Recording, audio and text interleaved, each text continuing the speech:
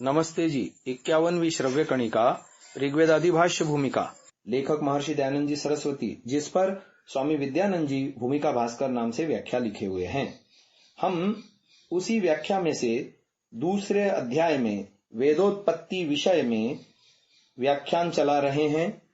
मंत्र कुछ इस प्रकार था: तस्माद यज्ञात सर्वहुत ऋचः सामानि जज्जिरे छंदांसि जज्जिरे तस्माद यजुस् तस्माद अजायत।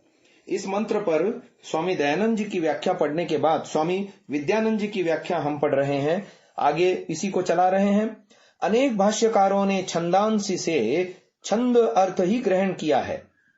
सभी वेदों के छंदयुक्त होने पर भी पुनः छंद का उच्चारण अन्य यानी अथर्व को सूचित करता है। व्याकरण शास्त्र के नियम के अनुसार यदि किसी धर्म या वस्तु के स्वतः होने पर भी पुनः विशेषित किया जाए तो उस विशेषण से विशेष धर्म सूचित होता है। जैसे उदर होने पर भी उदरिणी कहने से विशेषोदरत्व यानी गर्भवती होने की सूचना प्राप्त होती है।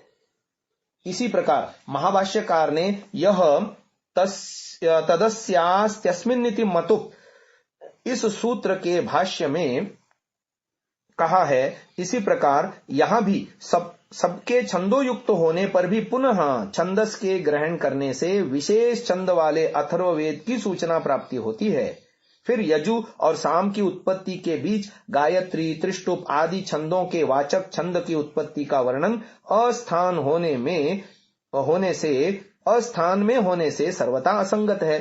बुद्धिपूर्वा वाक्य कृतिर वेदे, महर्षि कणाद के इस वचन के रहते ऐसा होना संभव नहीं।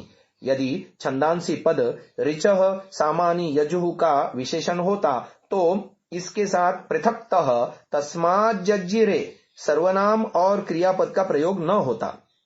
वास्तव में जिस प्रकार यहाँ ऋचः, सामानी और यजुः के साथ पृथक रूप में तस्मात् सर्वनाम और जज्जिरे व अजायत क्रियापदों का प्रयोग किया गया है, ठीक उसी प्रकार छंदांसी के साथ भी तस्मात् सर्वनाम तथा जज्जिरे क्रियापद का प्रयोग हुआ है। अतः ऋग, यजु और साम की भांति छंदांसी की भी पृथक सत्ता है। तब परिशेष न्याय से छंदांसी अथर्ववेद का ही वाचक रह जाता है। ऋग्वेद का पुरुष सूक्त किंचित शब्द भेद के साथ अथर्ववेद में भी आया है। यदि छंदांसी का अर्थ अथर्ववेद न होता तो वेदों के उत्पत्ति के संदर्भ में चौथे अर्थात अथर्ववेद को स्वयं अथर्ववेद में कैसे छोड़ा जा सकता था। अतः संदर्भांतर्गत छंदांसी पद से अथर्ववेद का ही ग्रहण युक्त है। गोपत ब्राह्मण 1:29 के अनुसार ऋग्वेद का प्रमुख छंद गायत्री, यजुर्वेद का त्रिष्टुप और सामवेद का जगती है। वहीं पर अथर्ववेद के विषय में कहा है अथर्वणाम सर्वाणि छंदांसी, अर्थात अथर्ववेद में सभी छंद हैं। संभवतः छंदों के वैविध्य पूर्ण बाहुल्य के कारण ही अथर्ववेद को छंदांसी छंदोवेद के नाम से अभिहित किया गया है। अन्यत्र अथर्ववेद 15:7-78 में तम ऋचश्च सामानि च यजूंषि च ब्रह्म च तथा गोपत ब्राह्मण में चत्वारो वा इमे ऋग्वेदो यजुर्वेदः सामवेदो ब्रह्मवेदः कहकर अथर्ववेद को ब्रह्मवेद के नाम से पुकारा गया है। अथर्ववेद के छंदांसी नाम से अभिहित किए जाने का एक अन्य कारण भी हो सकता है। निरुक्त में कहा है छादनात् छंदः, अर्थात जो छादन करता है वह छंद कहता है। अथर्ववेद का मुख्य विषय शरीर, राष्ट्र आदि की रक्षार्थ आवश्यक साधनोपायों का विधान करना है। अतः वह छंद पद वाच्य हो सकता है। वेदेतर संस्कृत साहित्य में भी छंदांसी पद का व्यवहार अथर्ववेद के लिए होता आया है। हरिवंश पुराण के इन उद्धरण में छंदांसी पद का प्रयोग अथर्ववेद के पर्यायवाची विशेषण के रूप में होने से तो स्थिति सर्वथा स्पष्ट हो जाती है।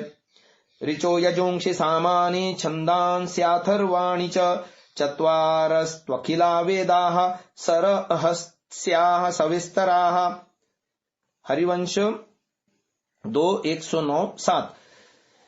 यत्र ब्रह्मा पवमान छंदस्याम वाचम वदन, यह ऋग्वेद 9:113-6 का प्रमाण है। गोपत ब्राह्मण के अनुसार अंगिरोवित अर्थात अथर्ववेद का ज्ञाता ही ब्रह्मा होता है। अथर्वैर्वा ब्रह्मा। ऋग्वेद के उक्त स्थल में छंदस्याम वाचम का अर्थ अथर्ववेदीय वाणी ही है। अथर्ववेद का अपर नाम ब्रह्मवेद है। उसके ज्ञाता को ब्रह्मा कहना सर्वथा सार्थक है। इस प्रकार ऋग्वेद के इस प्रमाण से भी छंदांसी पद का अर्थ अथर्ववेद सिद्ध होता है। इस पद से ब्राह्मण ग्रंथों का ग्रहण नहीं हो सकता। ऋग्वेद आदि के रचना काल में ब्राह्मणों ग्रंथों का अस्तित्व ही नहीं था, अतः छंदांसी पद से ब्राह्मण ग्रंथ अभिप्रेत नहीं हो सकते। सामश्रमी जी ने अपने ग्रंथ ऐतरेयालोचन में पृष्ठ 3 पर लिखा है, ब्राह्मण ग्रंथ वेदों के भाष्य स्वरूप हैं। ऐसा कहने से ब्राह्मण ग्रंथों का वेदों का भाष्य रूप होना ही सिद्ध होता है, वेदत्व नहीं। व्याख्येय तथा व्याख्यान के एक न होने से किसी भी मूल ग्रंथ के व्याख्यान मूल ग्रंथ नहीं होते, अतः ऋग्वेद आदि में ब्राह्मणों का अंतर्भाव नहीं हो सकता।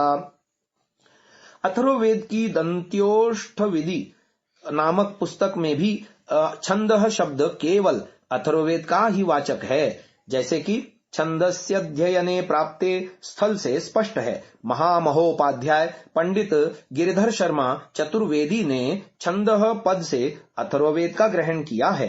वस्तुतः मंत्रगत छंदांसी शब्द ऋगादि के सजातीय अथर्ववेद का ही ग्राहक है।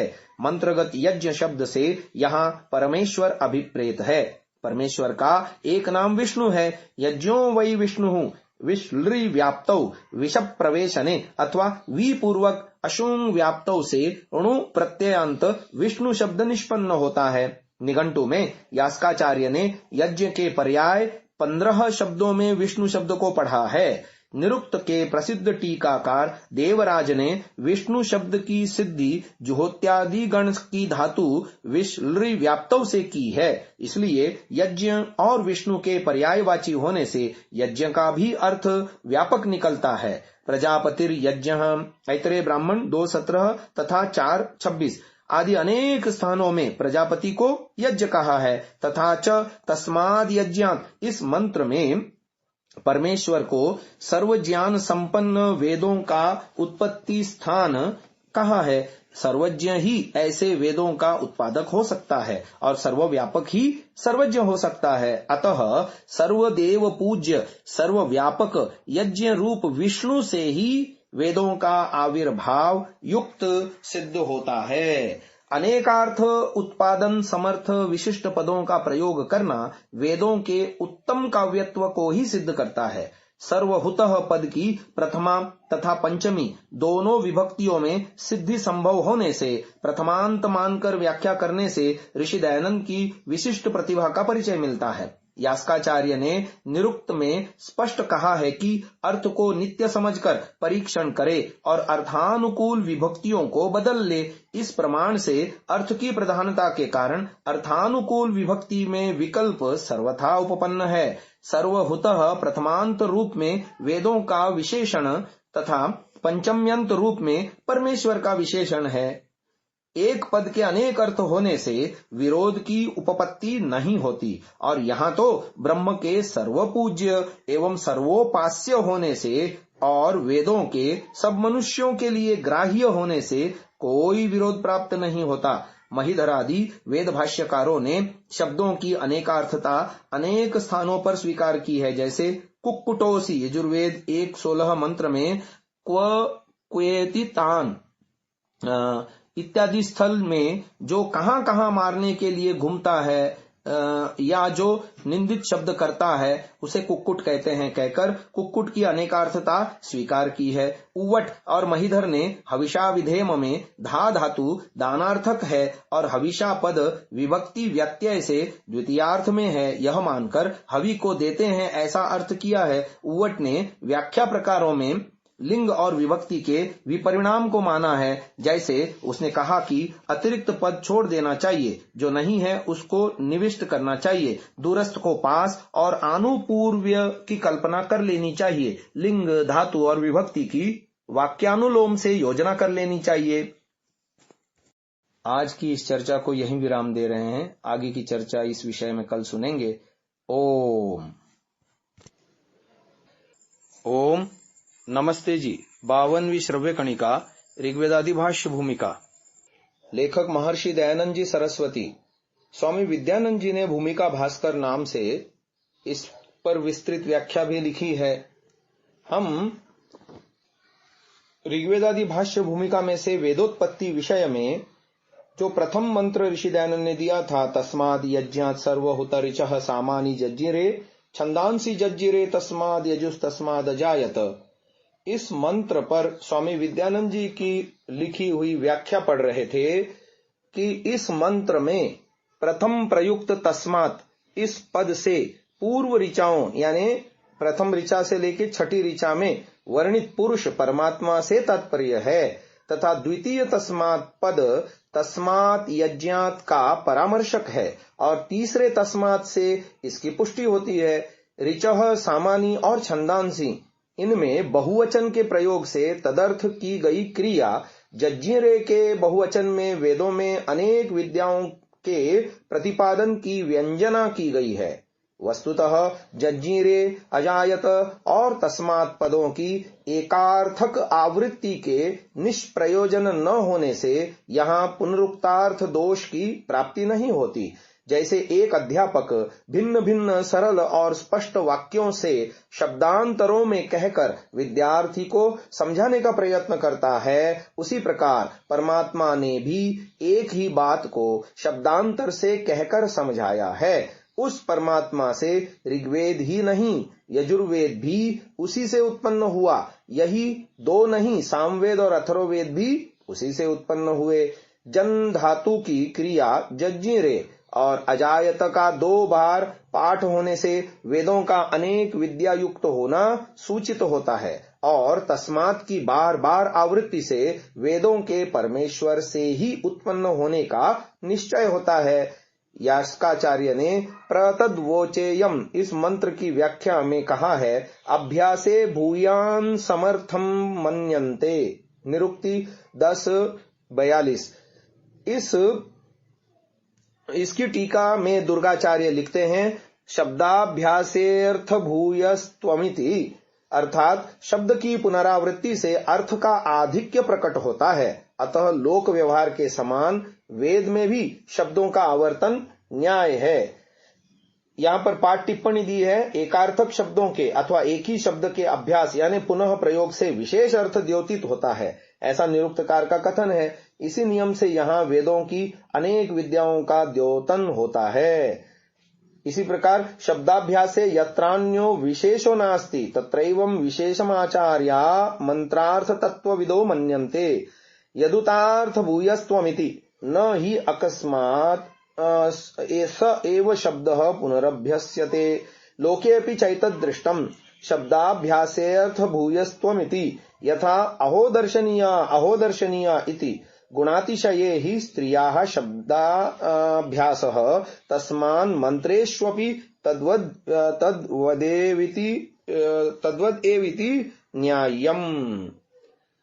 आगे बात आती है इदम विष्णु विचक्र में इत्यादि मंत्र निरुक्त 12-19 तथा शतपथ 3-5-3-13 में व्याख्यात है।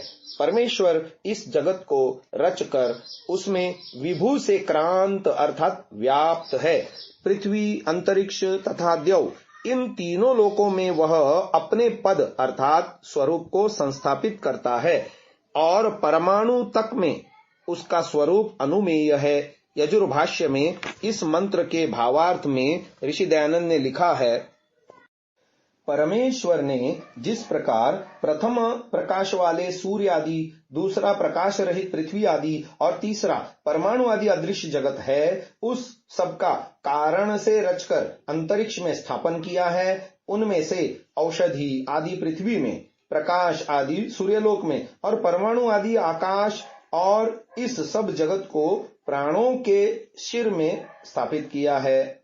अमर कोश में अंतरिक्षवाची नामों में विष्णु पद भी पठित है। उस विष्णु ने पृथ्व्यादि प्रकाश रहित, सूर्यादि प्रकाश सहित और परमाणु आदि सूक्ष्म रूप 3 प्रकार का अपना पदन्यास रूप कार्य विधान किया है। निराकार परमात्मा में ही यह त्रेधा पद विधान संभव है। ऐतरेयालोचन में सामश्रमी जी का कथन है, एक ही विष्णु पृथ्वी पर पाचक, दाहक, विद्रावक, उदराग्नि, दावाग्नि, वाड़वाग्नि तथा गार्हपत्य, आहवनीय और दक्षिणा इत्यादि बहुविध अग्नि रूप से अवस्थित है। अंतरिक्ष में वही विष्णु विद्युत रूप से और द्युलोक में सूर्य रूप से विराजमान है।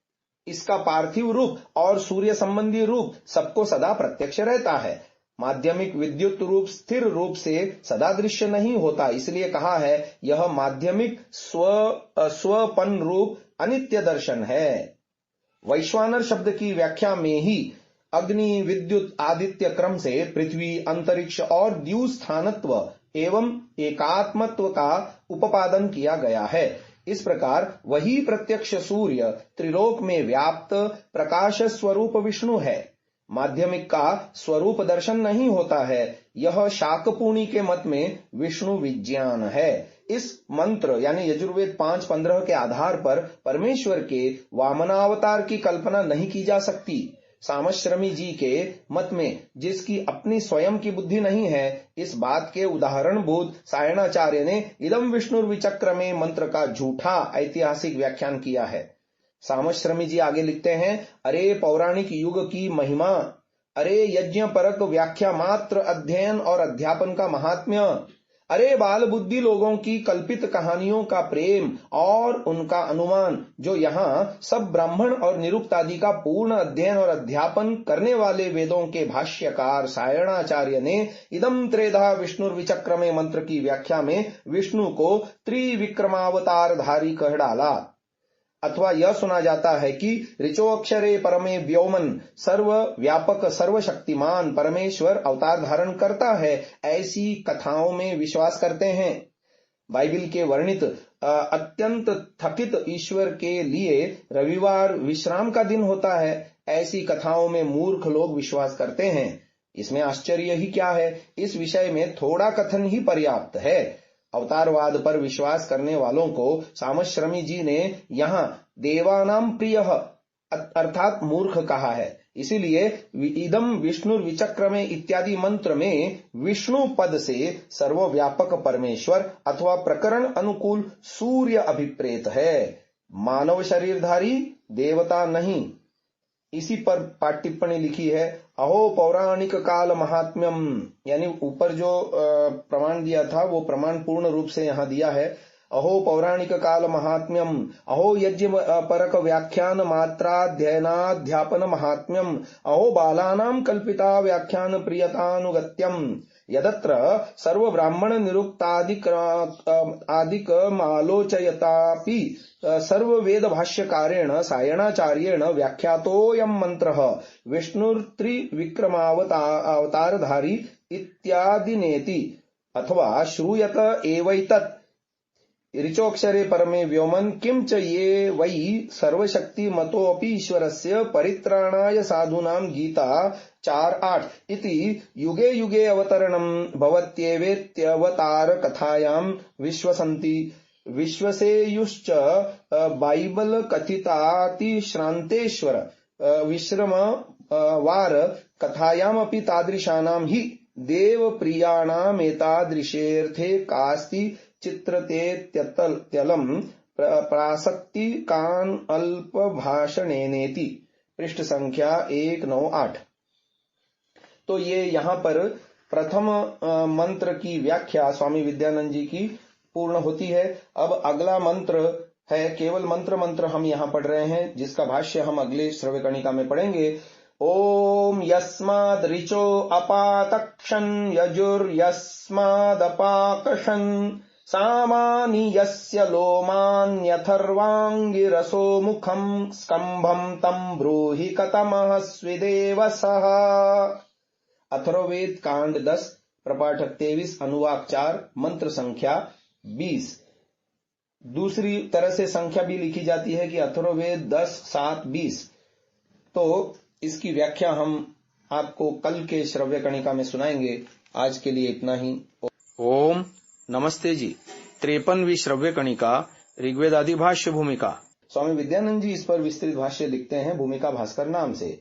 हम द्वितीय प्रकरण अथ वेदोत्पत्ति विषय नाम से पढ़ रहे थे, जिसमें द्वितीय मंत्र आ रहा है यस्मादृचो अपातक्षन् यजुर्यस्मादपाकषन् सामानि यस्य लोमान्यथर्वाङ्गिरसो मुखम् स्कम्भम् तम् ब्रूहि कतमः स्विदेवसः। अथर्ववेद 10:7-20। इसकी महर्षि दयानंद जी व्याख्या लिख रहे हैं। यस्माद् ऋचो, यस्मात् सर्वशक्तिमतः ऋचः ऋग्वेदः, अपातक्षन्, अपातक्षन् उपपन्नोऽस्ति, यस्मात् परब्रह्मणः यजुः यजुर्वेदः, अपाकषन् प्रादुर्भूतोऽस्ति, तथैव तस्मात् सामानि सामवेदः, अथर्वाङ्गिरसः अथर्ववेदश्चोत्पन्नौ स्तः। एवमेव यस्येश्वरस्याङ्गिरसोऽथर्ववेदो मुखम् मुखवन्मुख्योऽस्ति, सामानि लोमानि वसन्ति, यजुर्यस्य हृदयम् ऋचः प्राणश्चेति रूपकालङ्कारः, यस्मात् चत्वारो वेदा उत्पन्नाः स कतमः स्विद्देवोऽस्ति, तम् त्वम् ब्रूहीति प्रश्नः। अस्योत्तरम् स्कम्भम् तम् ब्रूहि, तम् स्कम्भम् सर्वजगद्धारकम् परमेश्वरम् त्वम् जानीहीति, तस्मात् स्कम्भात् सर्वाधारात् परमेश्वरात् पृथक् कश्चिदपि अन्यो देवो वेदकर्ता नैव अस्तीति मंतव्यम्। ये संस्कृत में भाष्य लिखने के उपरांत इसका आर्य भाषा में व्याख्यान लिख रहे हैं।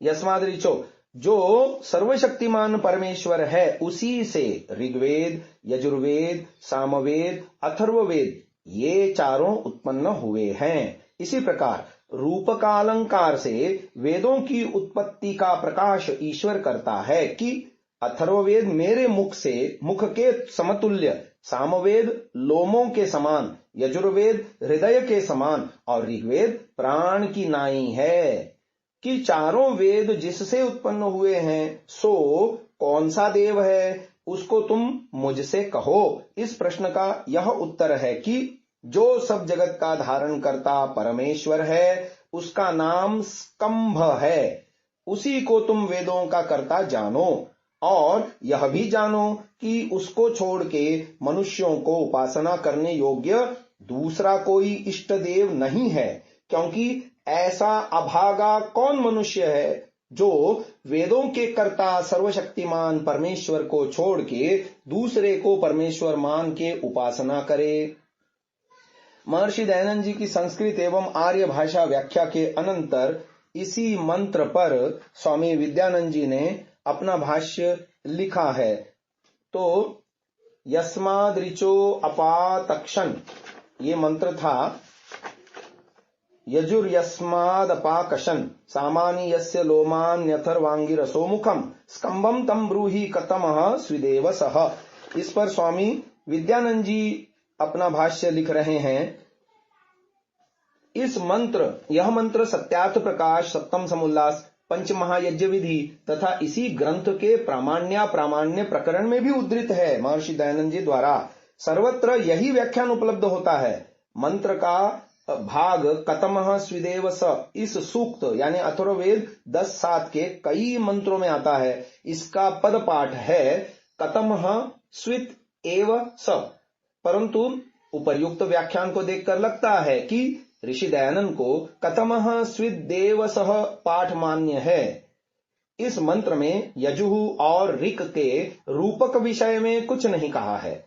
पुनरपि ऋषि दयानंद ने इनके रूपकों का संबंध अथर्ववेद 9:6 पहला और दूसरा मंत्र के परुंषि यस्य संभारा ऋचो यस्यानुक्यम सामानि यस्य लोमानि यजुर हृदयमुच्यते मंत्रों के आधार पर दर्शाया है। इनमें यजुः का हृदयत्व तो स्पष्ट है, परंतु ऋक का प्राणत्व स्पष्ट निर्दिष्ट नहीं है। मंत्र में ऋक के साथ अनुक्य शब्द का निर्देश है। सायण ने अनुक्य का अर्थ अस्थि संधि किया है, परंतु यह अर्थ परुंषि में गतार्थ मानकर ऋषि दयानंद ने अनुक्य शब्द का अनुच्यते समवाप्यते इति ऐसा यौगिक अर्थ मानकर प्राण अर्थ स्वीकार किया प्रतीत होता है। यस्माद् ऋचो अपातक्षन् इस मंत्र में अपातक्षन् और अपाकषन् दोनों ही क्रियाओं में सामान्यतया वेदों के प्रादुर्भाव का अर्थ ही अभीष्ट है। अपातक्षण क्रिया से समुत्पन्न ऋग्वेद के मंत्रों में स्तुति विद्याओं की सूक्ष्मता द्योतित है। अपाकशन में क्रिया से सत्कर्म बोधक यजुर्वेद के ज्ञान के कर्षण में व्यवहार का परीक्षण सूचित होता है। इस प्रकार यहाँ अनेक धातुओं का प्रयोग विशिष्ट अर्थ के द्वारा विभिन्न विद्याओं के द्योतन के लिए है। एक ही अर्थ में विभिन्न धातुओं का और अनेकार्थवाची एक धातु का प्रयोग वेद में काव्य सौष्ठव प्रदर्शन के लिए है। परमात्मा के द्वारा चारों वेदों की उत्पत्ति में किसी प्रकार का भेद नहीं है। काटने के अर्थ में तक्षण और छीलने के अर्थ में कषण यहाँ संगत नहीं। ब्रह्म में अंशांशी भाव कल्पना व्यर्थ है। जिस प्रकार काटना और छीलना काष्ठ में संभव है, उसी प्रकार परमात्मा में नहीं हो सकता। कूटस्थ और अवयव विहीन परमात्मा में तक्षण आदि क्रिया संभव नहीं। ब्रह्म सृष्टि का निमित्त कारण है, निमित्तोपादान कारण नहीं। अतः ब्रह्म के अंश रूप में वेदों के प्रादुर्भाव की कल्पना नहीं की जा सकती।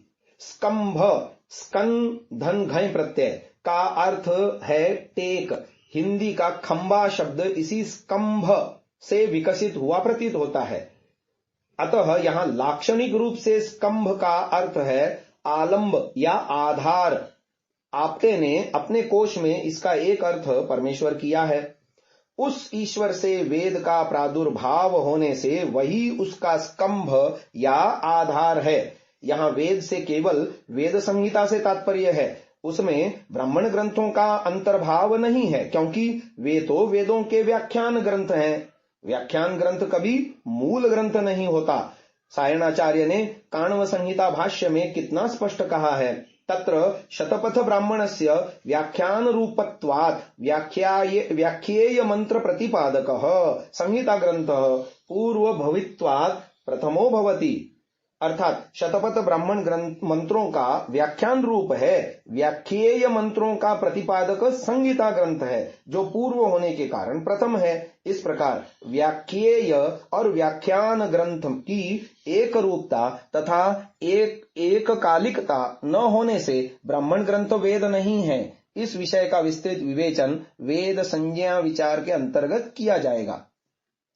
वेदांत सूत्र शास्त्र योनित्वात् के भाष्य में शंकराचार्य जी का कथन है, महत ऋग्वेदादे शास्त्रस्यानेक विद्यास्थानेषु शोपबृंहितस्य प्रदीपवत् सर्वार्थावद्योतिनः सर्वज्ञ कल्पस्य योनिः कारणं ब्रह्म न हि दृश्यस्य शास्त्रस्य ऋग्वेदादि लक्षणस्य सर्वज्ञ गुणान्वितस्य सर्वज्ञादन्यतः संभवोऽस्ति।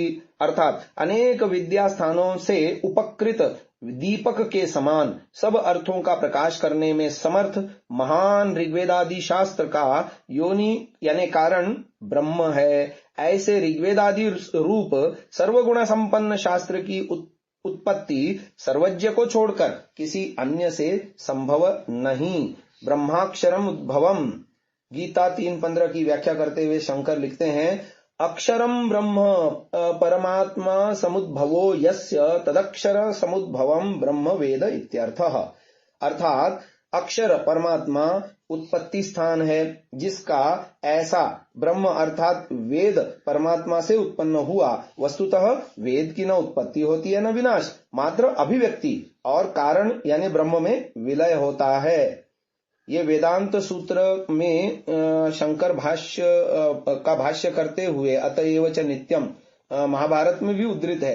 युगान्त्यंतर हितान वेदांते हितिहासान महर्षयः लेभिरे तपसा पूर्व मनुज्ञाता स्वयंभुवा। तो आगे की बात हम आपको कल के श्रव्य कणिका में सुनाएंगे। इसको यहीं विराम देते हैं। ओम नमस्ते जी। 54वीं श्रव्य कणिका ऋग्वेदादि भाष्य भूमिका। स्वामी विद्यानंद जी द्वारा भूमिका भास्कर नाम से इसमें व्याख्यान लिखा गया है। स्वामी दयानंद जी आगे व्याख्यान लिख रहे हैं। एवं वारेयस्य महतो भूतस्य निश्वसितमेतद् ऋग्वेदो यजुर्वेदः सामवेदो थर्वांगिरसः। यह प्रमाण दिया है शतपथ ब्राह्मण का कांड 14 अध्याय 5 ब्राह्मण 4 और कंडिका 10। तो इस पर स्वामी दयानंद जी संस्कृत भाषा में व्याख्यान लिख रहे हैं। अस्य अयम अभिप्रायः याज्ञवल्क्यो अभिवदति हे मैत्रेयी महत आकाशादपि बृहतः परमेश्वरस्यैव सकाशात् ऋग्वेदादि वेद चतुष्टयम् निःश्वसितम् निश्वासवत् सहजतया निःसृतमस्तीति वेद्यम्। यथा शरीराच्छ्वासो निःसृत्य पुनस्तदेव प्रविशति तथैवेश्वराद् वेदानां प्रादुर्भावतिरोभावो भवत इति निश्चयः।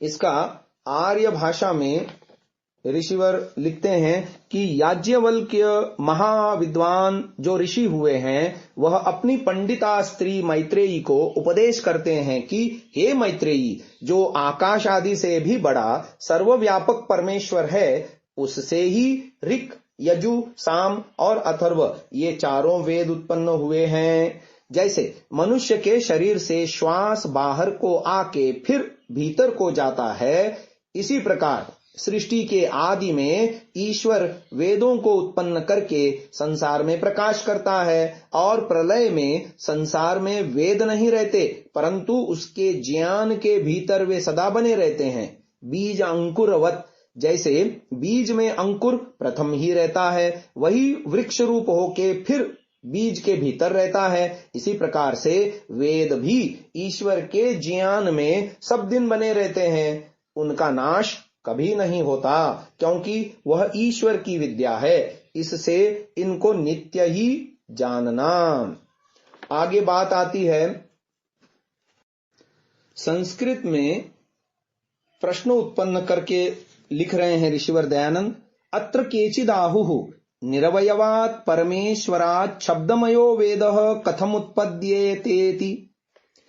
उत्तर दे रहे हैं अत्र ब्रूमः न सर्वशक्तिमतीश्वरे शंकेयम् उपपद्यते कुतः मुख प्राणादि साधनम् अंतरापि तस्य कार्यं कर्तुं सामर्थ्यस्य सदैव विद्यमानत्वात्। अन्यच्च यथा मनसि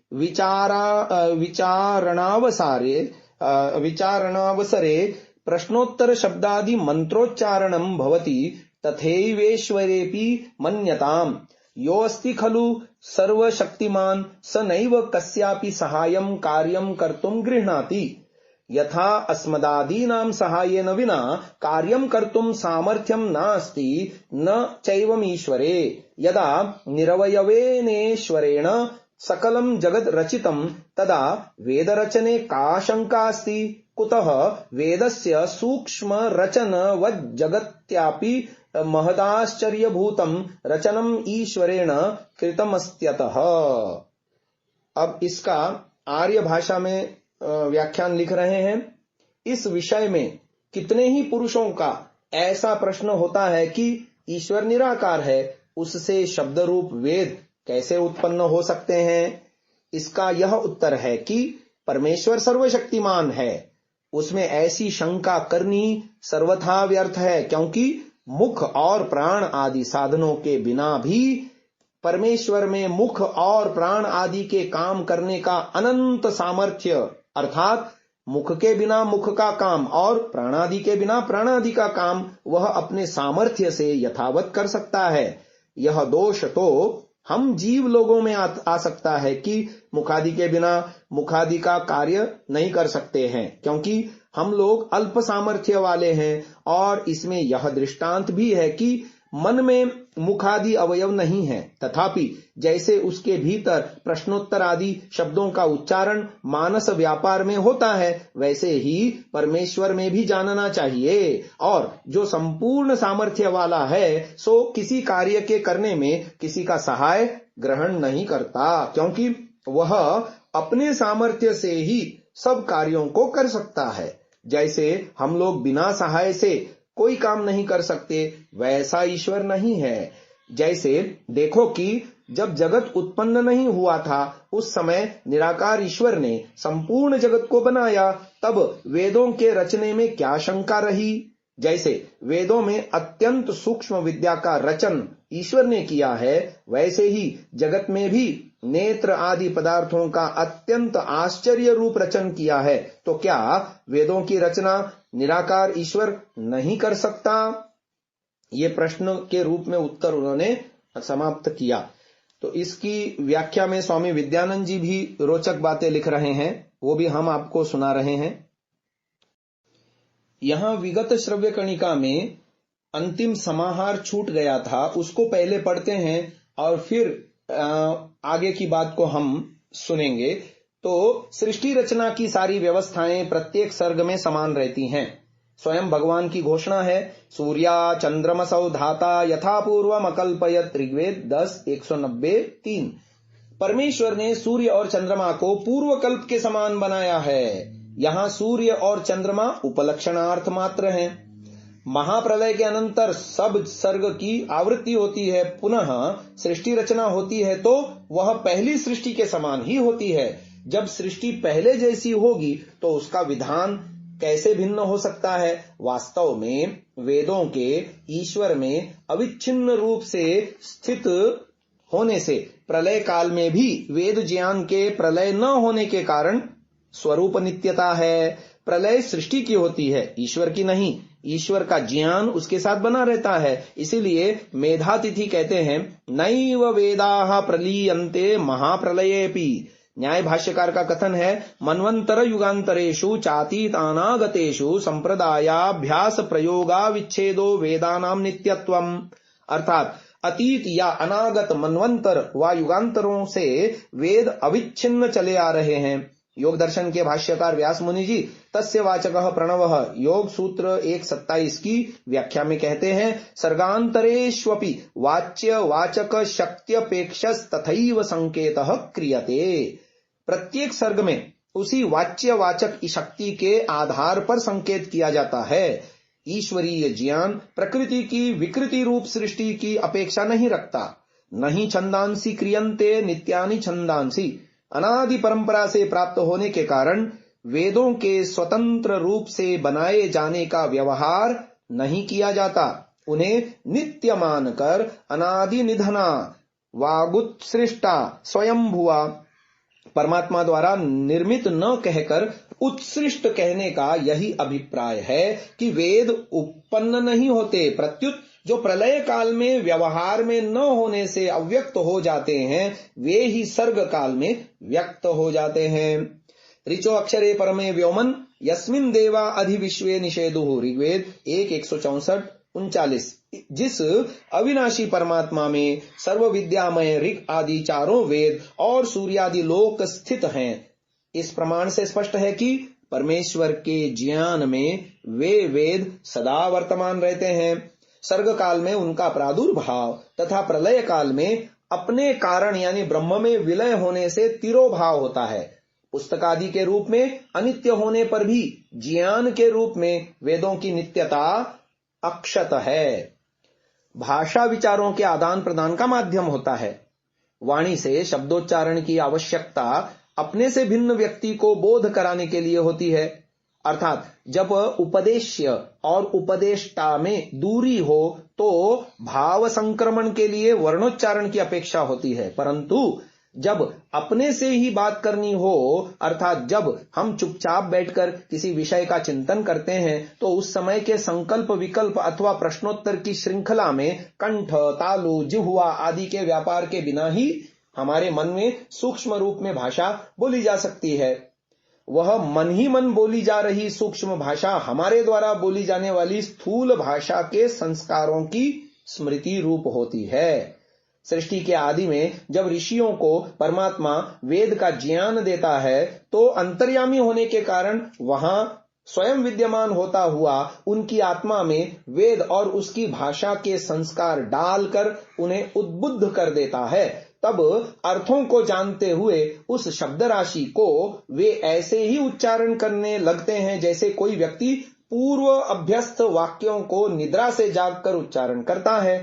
यह समस्त प्रक्रिया जीवात्मा के मस्तिष्कगत हृदय प्रदेश में होती है। वहीं पर स्थित परमेश्वर से जीवात्मा को यह प्रेरणा प्राप्त होती है। अतः शब्दों के उच्चारण द्वारा उपदेश की आवश्यकता नहीं पड़ती। एक आत्मा के द्वारा दूसरी आत्मा में भाषा तथा भावों का इस प्रकार संक्रमण किया जाना कोई अलौकिक प्रक्रिया नहीं है। मेस्मेरिज्म एक अत्यंत निम्न स्तर की सिद्धि है। ध्यान की एकाग्रता द्वारा किसी व्यक्ति को प्रभावित करने वाली इस विद्या को जानने वाला अपनी संकल्प शक्ति से दूसरे व्यक्ति को मेस्मेरिज्म द्वारा अपने वश में करके उससे जो चाहे करा सकता है। इस प्रक्रिया द्वारा मेस्मेरिज्म करने वाला दूसरे व्यक्ति के मन में अपनी भाषा को संक्रमित कर देता है। इस प्रकार जो भाषा प्रयोजक जानता है उस भाषा को वह उससे सर्वथा अनभिज्ञ व्यक्ति से भी बुलवा सकता है। कॉलेज के अनपढ़ चपरासी से अंग्रेजी और जर्मन भाषा में धारा प्रवाह भाषण कराते और ब्लैक बोर्ड पर बीए स्तर के गणित के प्रश्न हल कराते देखा जा चुका है।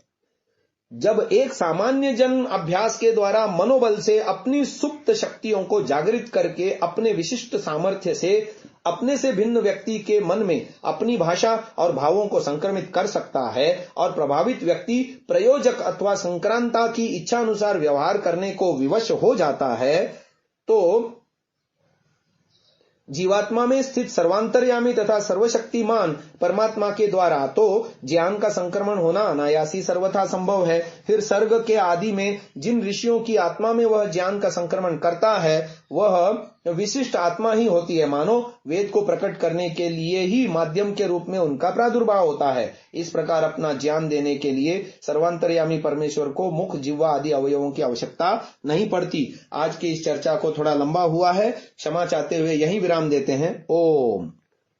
ओम नमस्ते जी। 55वीं श्रव्य कणिका ऋग्वेदादि भाष्य भूमिका, लेखक महर्षि दयानंद जी सरस्वती। इस पर भाष्य किया है भूमिका भास्कर नाम से स्वामी विद्यानंद जी ने। हम द्वितीय प्रकरण वेदोत्पत्ति विषय में आपको सुना रहे हैं। आगे व्याख्यान है।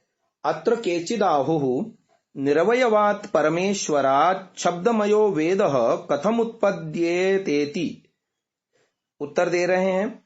अत्र ब्रूमः न सर्वशक्तिमतीश्वरे शंकेयमुपपद्यते, कुतः मुख प्राणादि साधनमन्तरापि तस्य कार्यं कर्तुं सामर्थ्यस्य सदैव विद्यमानत्वात्। अन्यच्च यथा मनसि विचारणावसरे प्रश्नोत्तरादि शब्दोच्चारणं भवति तथैवेश्वरे अपि मन्यताम्। यो अस्ति खलु सर्वशक्तिमान् स नैव कस्यापि साहाय्यं कार्यं कर्तुं गृह्णाति। यथा अस्मदादीनां साहाय्येन विना कार्यं कर्तुं सामर्थ्यं नास्ति, न चैवम् ईश्वरे। यदा निरवयवेनेश्वरेण सकलं जगत् रचितं तदा वेदरचने का शंका अस्ति। कुतः वेदस्य सूक्ष्म रचनवत् जगत्यपि महदाश्चर्यभूतं रचनम् ईश्वरेण कृतमस्त्यतः। इसका आर्य भाषा में व्याख्यान लिखते हैं। भाषार्थ, इस विषय में कितने ही पुरुष ऐसा प्रश्न करते हैं कि ईश्वर निराकार है, उससे शब्द रूप वेद कैसे उत्पन्न हो सकते हैं। इसका यह उत्तर है कि परमेश्वर सर्वशक्तिमान है। उसमें ऐसी शंका करनी सर्वथा व्यर्थ है, क्योंकि मुख और प्राणादि साधनों के बिना भी परमेश्वर में मुख और प्राणादि के काम करने का अनंत सामर्थ्य, अर्थात मुख के बिना मुख का काम और प्राणादि के बिना प्राणादि का काम वह अपने सामर्थ्य से यथावत कर सकता है। यह दोष तो हम जीव लोगों में आ सकता है कि मुखादि के बिना मुखादि का कार्य नहीं कर सकते हैं, क्योंकि हम लोग अल्प सामर्थ्य वाले हैं। और इसमें यह दृष्टांत भी है कि मन में मुखादि अवयव नहीं है, तथापि जैसे उसके भीतर प्रश्नोत्तर आदि शब्दों का उच्चारण मानस व्यापार में होता है, वैसे ही परमेश्वर में भी जानना चाहिए। और जो संपूर्ण सामर्थ्य वाला है सो किसी कार्य के करने में किसी का सहाय ग्रहण नहीं करता, क्योंकि वह अपने सामर्थ्य से ही सब कार्यों को कर सकता है। जैसे हम लोग बिना सहाय से कोई काम नहीं कर सकते,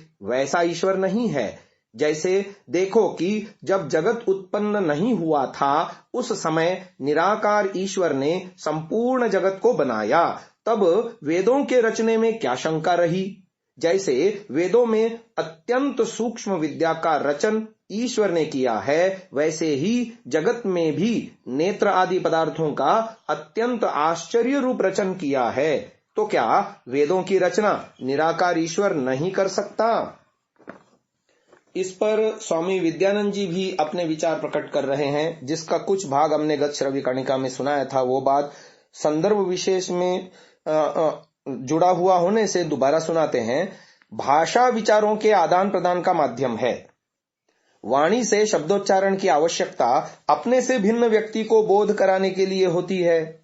अर्थात जब उपदेश्य और उपदेष्टा में दूरी हो तो भाव संक्रमण के लिए वर्णोच्चारण की अपेक्षा होती है, परंतु जब अपने ही से बात करनी होती है, अर्थात जब हम चुपचाप बैठकर किसी विषय का चिंतन करते हैं, तो उस समय के संकल्प विकल्प अथवा प्रश्नोत्तर की श्रृंखला में कंठ, तालु, जिह्वा आदि के व्यापार के बिना ही हमारे मन में सूक्ष्म रूप में भाषा बोली जा रही होती है। वह मन ही मन बोली जा रही सूक्ष्म भाषा हमारे द्वारा बोली जाने वाली स्थूल भाषा के संस्कारों की स्मृति रूप होती है। सृष्टि के आदि में जब ऋषियों को परमात्मा वेद का ज्ञान देता है, तो अंतर्यामी होने के कारण वहां विद्यमान होता हुआ उनकी आत्मा में वेद और उसकी भाषा के संस्कार डालकर उन्हें उद्बुद्ध कर देता है। तब अर्थों को जानते हुए उस शब्द राशि को वे ऐसे ही उच्चारण करने लगते हैं जैसे कोई व्यक्ति पूर्वाभ्यस्त वाक्यों को निद्रा से जागकर उच्चारण करता है।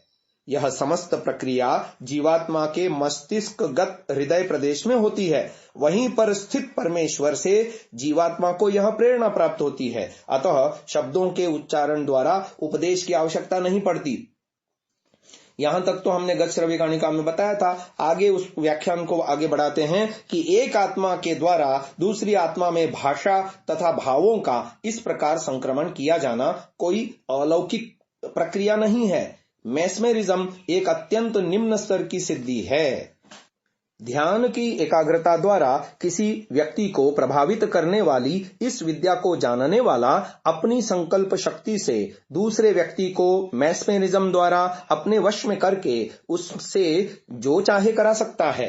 इस प्रक्रिया द्वारा मैस्मेरिज्म करने वाला दूसरे व्यक्ति के मन में अपनी भाषा को संक्रमित कर देता है। इस प्रकार जो भाषा प्रयोजक जानता है, उस भाषा को वह उससे सर्वथा अनभिज्ञ व्यक्ति से भी बुलवा सकता है। कॉलेज के अनपढ़ चपरासी से अंग्रेजी और जर्मन भाषा में धारा प्रवाह भाषण कराते और ब्लैक बोर्ड पर बीए स्तर के गणित के प्रश्न हल कराते देखा गया है। जब एक सामान्य जन अभ्यास के द्वारा मनोबल से अपनी सुप्त शक्तियों को जागृत करके अपने विशिष्ट सामर्थ्य से किसी भिन्न व्यक्ति के मन में अपनी भाषा और भावों को संक्रमित कर सकता है और प्रभावित व्यक्ति प्रयोजक अथवा संक्रांता की इच्छा अनुसार व्यवहार करने को विवश हो जाता है, तो जीवात्मा में स्थित सर्वांतर्यामी तथा सर्वशक्तिमान परमात्मा के द्वारा तो ज्ञान का संक्रमण होना अनायास ही सर्वथा संभव है। फिर सर्ग के आदि में जिन ऋषियों की आत्मा में वह ज्ञान का संक्रमण करता है, वे तो विशिष्ट आत्मा होती हैं, मानो वेद को प्रकट करने के लिए ही माध्यम के रूप में उनका प्रादुर्भाव होता है। इस प्रकार अपना ज्ञान देने के लिए सर्वांतर्यामी परमेश्वर को मुख, जिह्वा आदि अवयवों की आवश्यकता नहीं पड़ती। इंद्रियों, हाथ पैर आदि के न होने पर भी निराकार परमेश्वर सृष्टि की रचना करता है। अब साधन रूप में हाथ पैर आदि अंगों की आवश्यकता अपने से बाहर क्रिया करने के लिए होती है। बाहर पड़ी वस्तु को उठाने के लिए हाथ से काम लेना पड़ता है, स्वयं हाथ को उठाने के लिए नहीं। सारा ब्रह्मांड उस विराट प्रभु के विराट शरीर में स्थित है। परमेश्वर तदंतरस्य सर्वस्य तदु सर्वस्यास्य बाह्यतः, यजुर्वेद 40:5, सबके भीतर ओतः प्रोत है, अतः उसे अपने से बाहर कोई क्रिया नहीं करनी पड़ती। फिर उसे करणों यानी इंद्रियों की अपेक्षा क्यों हो? श्वेताश्वतर उपनिषद 3:19 में कहा है, अपाणिपादो जवनो ग्रहीता, अर्थात उसके हाथ पैर नहीं है, पर बिना इसके ही वह सर्वत्र प्राप्त है और सबको थाम रहा है। जो सर्वशक्तिमान परमात्मा अपने असीम सामर्थ्य से बिना हाथ पैर के अनंत ब्रह्मांड की रचना करता है, उसके लिए बिना वाणी के ऋषियों के मस्तिष्क में ज्ञान का संक्रमण करना अत्यंत साधारण बात है। आगम शास्त्रों के अनुसार वाणी 4 प्रकार की होती है: परा, पश्यंती, मध्यमा और वैखरी। इनमें से परा तो आत्मा की मुख्य शक्ति रूप है, उसका कोई स्वरूप निश्चित नहीं किया जा सकता। पश्यंती वह वाक है जिसमें शब्द और अर्थ एक रूप में रहते हैं, दोनों का विभाग नहीं होता, उसे केवल प्रकाश रूप कहकर वर्णन किया गया है। मध्यमा में शब्द और अर्थ का विभाग हो जाता है, किंतु शब्द मन ही मन मंडराते रहते हैं। कंठ, तालु आदि का कोई व्यापार नहीं होता और न उन शब्दों को कोई सुन सकता है। लोक में इसे मन ही मन बात करना कहते हैं। चौथा वैखरी कहता है। यह 2 भागों में विभक्त है, एक उपांशु भाषण अर्थात काना फूसी और दूसरा उच्चई ही स्वर का भाषण जिसे सब कोई सुन सकते हैं। इनमें परा, पश्यंती और मध्यमा में कंठ तालु का व्यापार अपेक्षित नहीं होता। ईश्वर की वाणी मुखर नहीं होती। जिन ऋषियों के चित्त राजस तामस वृत्तियों से असंपृक्त यानी पृथक होते हैं, वे जब अपने स्वच्छ निर्मल निर्दोष चित्त को परमेश्वर की सर्वज्ञता में तत्स्थ करते हैं तो उनके स्फटिक मणि तुल्य निर्मल चित्त में परमेश्वर का ज्ञान अंकित होता चला जाता है। इस प्रकार मध्यमा वाक द्वारा वेद उन ऋषियों को प्राप्त हुए। न बोलने के लिए परमेश्वर को वाणी की आवश्यकता हुई, न बोलने के लिए परमेश्वर को वाणी की आवश्यकता हुई, न सुनने के लिए ऋषियों को कानों से काम लेना पड़ा। ऋषियों ने वैखरी वाणी द्वारा वेदों को लोक में प्रसारित कर दिया। ऋग्वेद 10:71-3 में कहा है, अन्वविंदन ऋषिषु प्रविष्टाम अर्थात ऋषियों में प्रविष्ट वाणी को मनुष्य ने ग्रहण किया। आज की इस चर्चा को यहीं विराम देते हैं। ओम नमस्ते जी। 56वीं श्रव्य कणिका ऋग्वेद आदि भाष्य भूमिका, लेखक महर्षि दयानंद जी सरस्वती, जिस पर विस्तृत भाष्य लिखा है भूमिका भास्कर नाम से स्वामी विद्यानंद जी ने। हम द्वितीय प्रकरण वेदोत्पत्ति विषय में आपको व्याख्यान सुना रहे हैं। ऋषिवर दयानंद आगे लिखते हैं, ननु जगद रचने तु खल्वीश्वरम अंतरेण न कस्यापि सामर्थ्यमस्ति वेद रचने त्वन्यस्यान्य ग्रंथ रचनवत् स्यादिति। इसका उत्तर दे रहे हैं, अत्रोच्यते ईश्वरेण रचितस्य वेदस्याध्ययनान्तरमेव ग्रंथरचने कस्यापि सामर्थ्यं स्यात् न च अन्यथा नैव कश्चिदपि पठन श्रवणमन्तरा विद्वान् भवति। यथेदानीं किंचिदपि शास्त्रं पठित्वा उपदेशं श्रुत्वा व्यवहारं च दृष्ट्वा एव मनुष्याणां ज्ञानं भवति, तद्यथा कस्यचित् संतानम एकांते रक्षयित्वा अन्नपानादिकं युक्त्या दद्यात् तेन सह भाषणादि व्यवहारं लेशमात्रमपि न कुर्यात् यावत् तस्य मरणं न स्यात्। यथा तस्य किंचिदपि यथार्थं ज्ञानं न भवति, यथा च महारण्यस्थानां मनुष्याणाम् उपदेशमन्तरा पशुवत् प्रवृत्तिर्भवति, तथैव आदिसृष्टिमारभ्य अद्य पर्यन्तं वेदोपदेशमन्तरा सर्वमनुष्याणां प्रवृत्तिर्भवेत्। पुनर्ग्रंथरचनस्य तु का कथा। इस संस्कृत में लिखे हुए बात का आर्य भाषा में भी भाषार्थ लिख रहे हैं। प्रश्न किया, जगत के रचने में तो ईश्वर के बिना किसी जीव का सामर्थ्य नहीं है, परंतु जैसे व्याकरण आदि शास्त्र रचने में मनुष्यों का सामर्थ्य होता है, वैसे वेदों के रचने में भी जीव का सामर्थ्य हो सकता है। इसका उत्तर दिया, नहीं हो सकता, किंतु जो ईश्वर ने प्रथम वेद रचे हैं उनको पढ़ने के पश्चात ग्रंथ रचने का सामर्थ्य किसी मनुष्य को हो सकता है। उनके पढ़ने और ज्ञान के बिना कोई भी मनुष्य विद्वान नहीं हो सकता। जैसे इस समय भी किसी शास्त्र को पढ़ के, किसी का उपदेश सुन के अथवा मनुष्यों के परस्पर व्यवहारों को देख के ही मनुष्यों को ज्ञान होता है, अन्यथा कभी नहीं होता। जैसे किसी मनुष्य के बालक को जन्म से एकांत में रख के उसको अन्न और जल आदि युक्ति से देवे, उसके साथ भाषण आदि व्यवहार लेश मात्र भी कोई मनुष्य न करे कि जब तक उसका मरण न हो तब तक उसको किसी प्रकार से रखे तो मनुष्यपन का भी ज्ञान नहीं हो सकता। तथा जैसे बड़े वन में रहने वाले मनुष्यों को बिना उपदेश के यथार्थ ज्ञान नहीं होता, किंतु पशुओं की नाई उनकी प्रवृत्ति देखने में आती है, वैसे ही वेदों के उपदेश के बिना भी सब मनुष्यों की प्रवृत्ति हो जाती।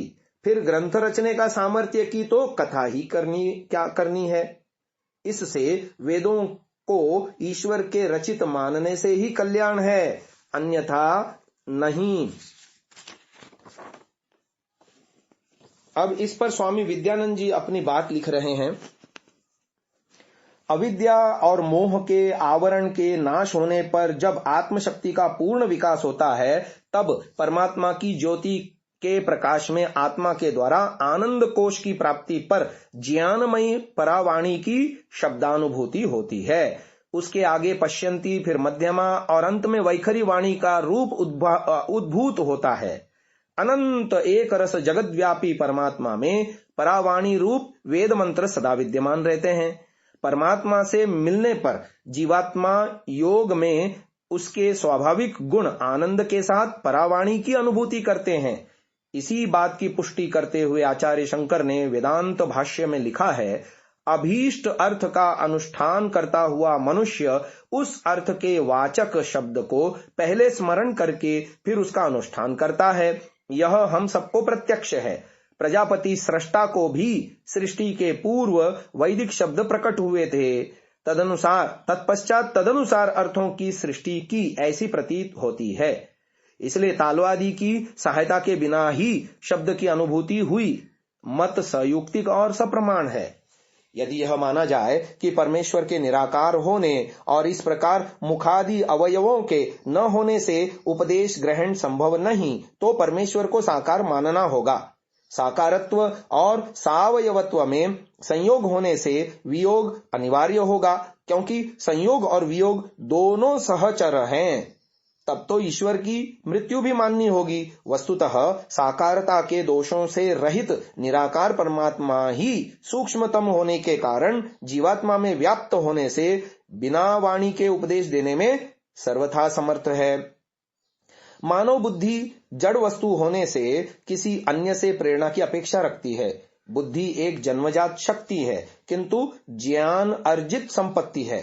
इसीलिए मनुष्य में यह प्रवृत्ति देखी जाती है कि उसे ज्ञान की स्वतः उपलब्धि नहीं होती।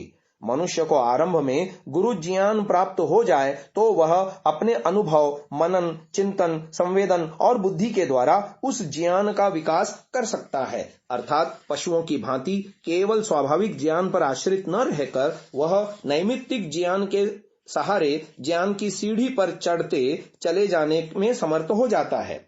मनुष्य योनि की यही विशेषता है।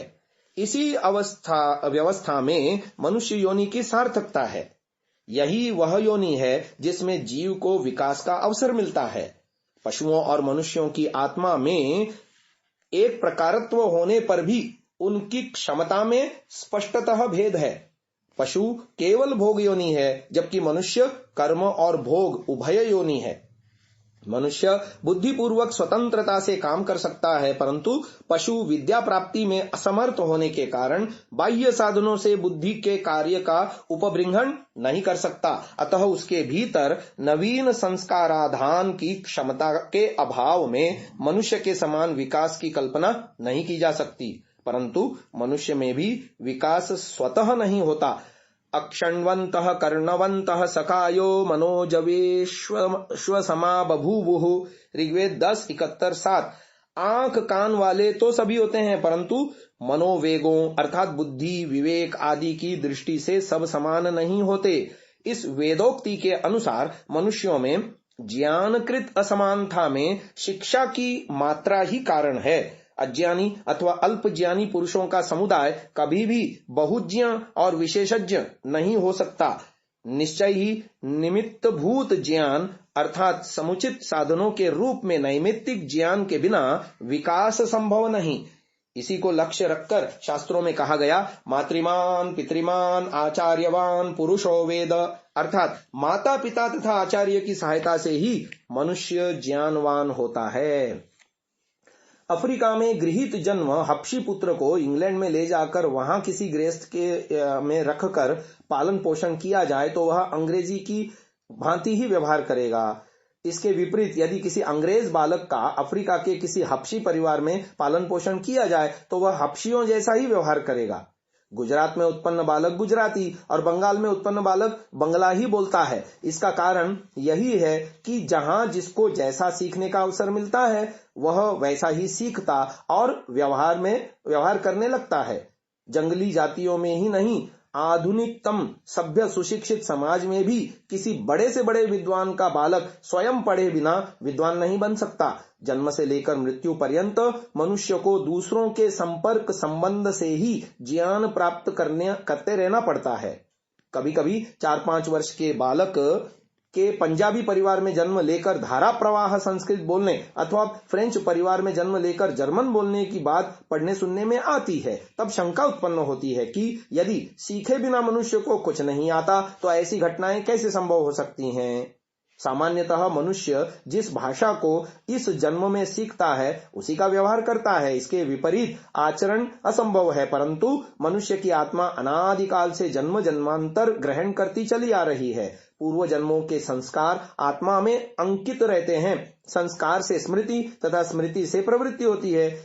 यह एक मनोवैज्ञानिक तथ्य है जिसे झुटलाया नहीं जा सकता। यदि कोई बालक बिना सीखे संस्कृत या जर्मनी बोलता है तो निश्चय ही यह उसके पूर्व जन्म के अभ्यास का परिणाम है। उसी के संस्कारों की स्मृति उद्बुद्ध हो जाने से वह संस्कृत या जर्मन बोलने लगता है। ऐसा न होता तो वह संस्कृत या जर्मन ही क्यों, और भी कितनी ही भाषाएं बोलने में समर्थ हो जाता।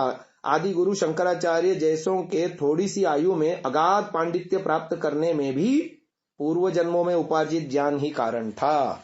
आज की इस चर्चा को हम यहीं विराम देते हैं। ओम नमस्ते जी। 57वीं श्रव्य कणिका ऋग्वेदादि भाष्य भूमिका, लेखक महर्षि दयानंद जी सरस्वती, जिस पर भाष्य लिखा है भूमिका भास्कर नाम से स्वामी विद्यानंद जी ने।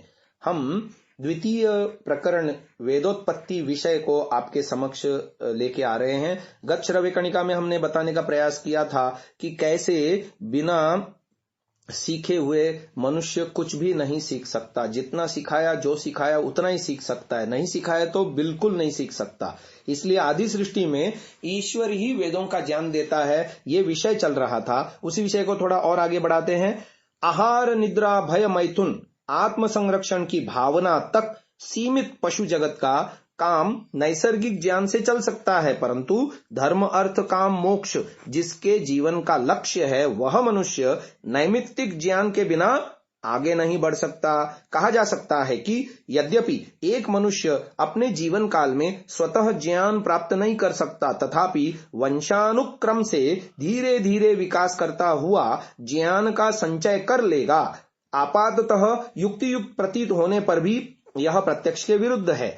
वर्तमान में विकासवाद एक महत्वपूर्ण शास्त्र बन गया है। वैज्ञानिक और ऐतिहासिक दोनों ही विचारधाराओं में उसका प्रवेश हो गया है। वैज्ञानिक विचारधारा में प्राणियों की विभिन्न जातियों की उत्पत्ति में विकासवाद को मान्यता प्रदान की जाती है और ऐतिहासिक विचारधारा में मानवीय बुद्धि के विकास अथवा ज्ञान विज्ञान की उपलब्धि में विकासवाद को आधार माना जाता है। इसी के अनुसार यह कहा जाता है कि मनुष्य की बुद्धि व ज्ञान अनुभव के द्वारा विकसित होकर स्वतः ज्ञान प्राप्ति में समर्थ हो जाती है। साधारण दृष्टि से देखने पर यह बात ठीक लग सकती है, परंतु गहराई से विचार करने पर इसका खोखलापन स्पष्ट हो जाता है। दीपक पर पतंगा आता है और जल जाता है। जब से दीपक और पतंगे हैं तभी से ऐसा होता आया है। पतंगों के लाखों करोड़ों वर्ष बीतने के बाद भी उनके अनुभव ने उन्हें वह ज्ञान नहीं दिया जिससे वे जलने से बच जाएं। सीखने से तो सर्कस में बंदर, घोड़े, हाथी आदि अनेक प्रकार के करतब दिखा देते हैं, परंतु स्वतंत्र रूप में उनका आचरण आज भी वैसा ही है जैसा आज से लाखों करोड़ों वर्ष पहले था। मानवोचित व्यवहार का प्रदर्शन करने में दक्ष चिंपांजी भी चिड़ियाघर में आकर ही कुछ सीख पाता है, और वह भी प्रशिक्षकों के द्वारा। पशु जगत में ही नहीं, मानव जगत में भी यही नियम कार्य कर रहा है।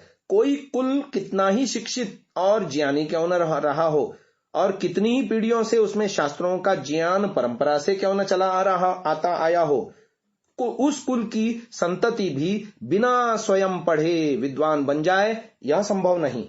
ज्ञान का यदि क्रमिक विकास होता तो भावी संतति में वह स्वयं संक्रमित करता रहता। यदि कहीं दो सहोदर भाइयों में से एक की शिक्षा की समुचित व्यवस्था कर दी जाए और दूसरे को उस शैक्षणिक व्यवस्था से दूर रखा जाए तो दूसरा एक ही वंश परंपरा में सगा भाई होने पर भी मूर्ख रह जाएगा। ज्ञान प्राप्ति का नैमित्तिक साधनों पर अवलंबित होना ही इसमें कारण है। यदि जीवात्मा स्वभावतः उन्नति करता होता तो सृष्टि उत्पत्ति के अरबों वर्ष बीत जाने पर अब तक ज्ञान की पराकाष्ठा हो गई होती। प्रायः सभी सर्वज्ञ हो गए होते, स्कूल कॉलेज कभी के बंद हो गए होते। किंतु वास्तविकता यही है कि यदि आज भी बच्चों को स्वतंत्र छोड़ दिया जाए तो वे उन्नति के स्थान पर अवनति ही करने लगेंगे। ऊपर चढ़ने की भांति उन्नति परिश्रम और तपस्या मांगती है और मनुष्य उससे बचना चाहता है। यह स्वभाव से सुगमता व सरलता की ओर प्रवृत्त होता है। वर्तमान युग की तथा कथित उन्नति मानव के गुणों के विकास का नहीं, उसके सुख, सुगमता और सरलता का इतिहास है। मनुष्य के गुणों का ह्रास हो रहा है। आदि मानव आज के मनुष्य से मानवीय सामर्थ्य में अधिक उन्नत था, यह निर्विवाद सत्य है। इसकी साक्षी किसी ऐसे मानवीय व्यवहार में ढूंढी जा सकती है जिसका आदि मानव में होना प्रमाणित हो और जो आज भी विद्यमान हो। वह है भाषा विज्ञान। वैदिक भाषा संस्कृत से और संस्कृत ग्रीक, लैटिन इत्यादि भाषाओं से अधिक सक्षम, विविध उच्चारणों को अंकित करने में अधिक समर्थ और गठित थी। वर्तमान भाषाएं उच्चारण करने में सुगम और स्मरण करने में सुसाध्य तो हैं, किंतु उनमें न तो प्राचीन भाषाओं का लालित्य है, न भावाभिव्यक्ति की क्षमता और न थोड़े शब्दों में बड़ी बात कहने का सामर्थ्य। आध्यात्मिक, आधिदैविक तथा आधिभौतिक सभी दृष्टियों से आज की तुलना में आदि मानव कहीं अधिक उन्नत था। प्रकृति से ज्ञान प्राप्ति की बात सुनने में अच्छी लगती है, परंतु यथार्थ में इसमें कुछ भी तथ्य नहीं है। प्रकृति स्वयं जड़ है। जब उसी के पास ज्ञान नहीं तो वह दूसरों को कहां से देगी। यदि प्रकृति में किसी को ज्ञान देने का सामर्थ्य होता तो करोड़ों वर्षों से प्रकृति की खुली पुस्तक सामने रहने पर भी भील, संथाल, नागा, हपशी आदि असभ्य, अशिक्षित क्यों बने रहते। यदि मनुष्य सचमुच प्रकृति की शिक्षा पर चलने लगे तो प्रकृति के अनुगामी पशुओं की स्वाभाविक प्रवृत्तियों का अनुकरण करने लगेगा और पशु जगत की भांति मनुष्य समाज भी सर्वत्र मात्स्य न्याय, मातृगमन और स्वश्री गमन आदि में प्रवृत्त होगा। तब उनमें मानवता कहाँ रह जाएगी। वस्तुतः प्रकृति भी नैमित्तिक साधनों से शिक्षित वर्तमान जन्म अथवा पूर्व जन्मों में व्यक्ति के सामने ही अपने रहस्य खोलती है। सेब को गिरता देख पृथ्वी में आकर्षण शक्ति होने का ज्ञान न्यूटन जैसे वैज्ञानिक को ही होता है, हर किसी को नहीं। प्रकृति का सहयोग सामर्थ्यवान को ही मिलता है।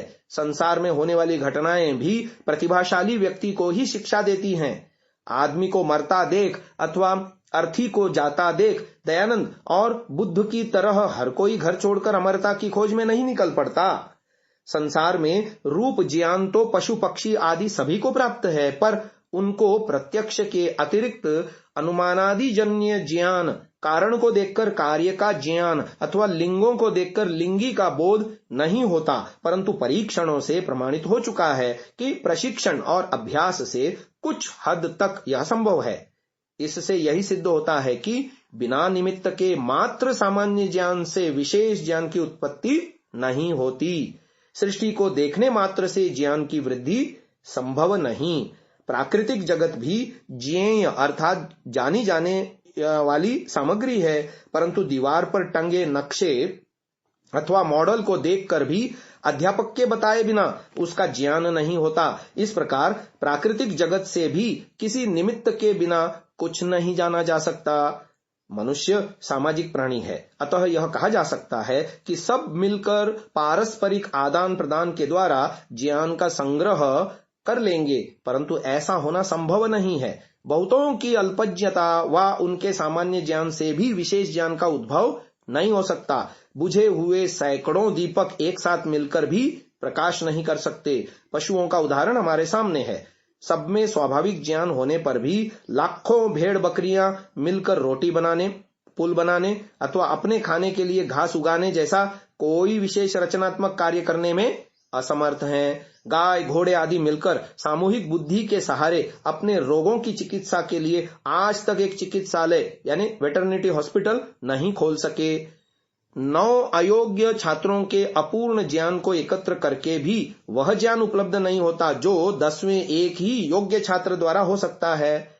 100 मैट्रिक पास का ज्ञान एक MA के बराबर नहीं होता। स्पष्ट है कि जब तक नैमित्तिक ज्ञान का सहारा न मिले तब तक जीवों के सामान्य ज्ञान से विशेष ज्ञान उत्पन्न नहीं होता। अतः बहुत से जीवों के परस्पर संपर्क से ज्ञानोत्पत्ति होकर शिक्षा क्रम चालू नहीं हो सकता।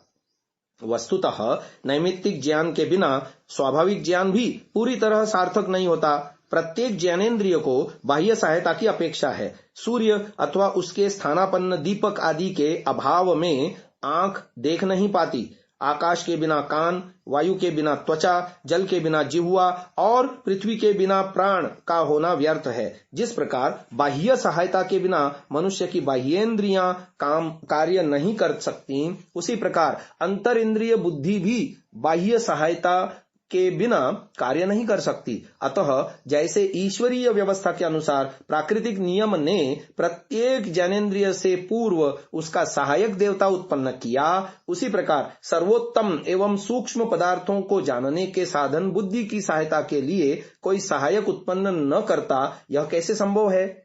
अतः सृष्टि के आदि में स्वाभाविक ज्ञान के साधन बुद्धि की सहायता के लिए सर्वज्ञ परमेश्वर द्वारा ज्ञान का दिया जाना अनिवार्य है। आज की इस चर्चा को हम यहीं विराम दे रहे हैं। ओम नमस्ते जी। 58वीं श्रव्य कणिका ऋग्वेदादि भाष्य भूमिका लेखक महर्षि दयानंद जी सरस्वती। इस पर भाष्य किया है भूमिका भास्कर नाम से स्वामी विद्यानंद जी ने।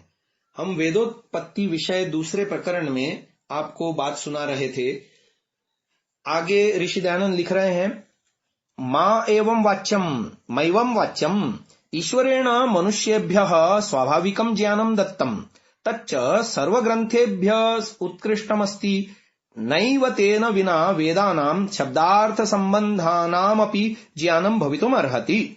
तदुन्नत्या ग्रंथरचनमपि करिष्यन्ति एव। पुनः किमर्थम मन्यन्ते वेदोत्पादनम ईश्वरेण कृतमस्ति। ये प्रश्न पूछा गया। इस पर उत्तर दे रहे हैं, एवं प्राप्ते वदामहे नैव पूर्वोक्ताया शिक्षितायैकान्ते रक्षिताय बालकाय महारण्यस्थेभ्यो मनुष्येभ्यश्चेश्वरेण स्वाभाविकं ज्ञानं दत्तं किम? कथम नास्मदादयोप्यन्येभ्यः शिक्षाग्रहणमन्तरेण वेदाध्ययनेन च विना पंडिता भवन्ति।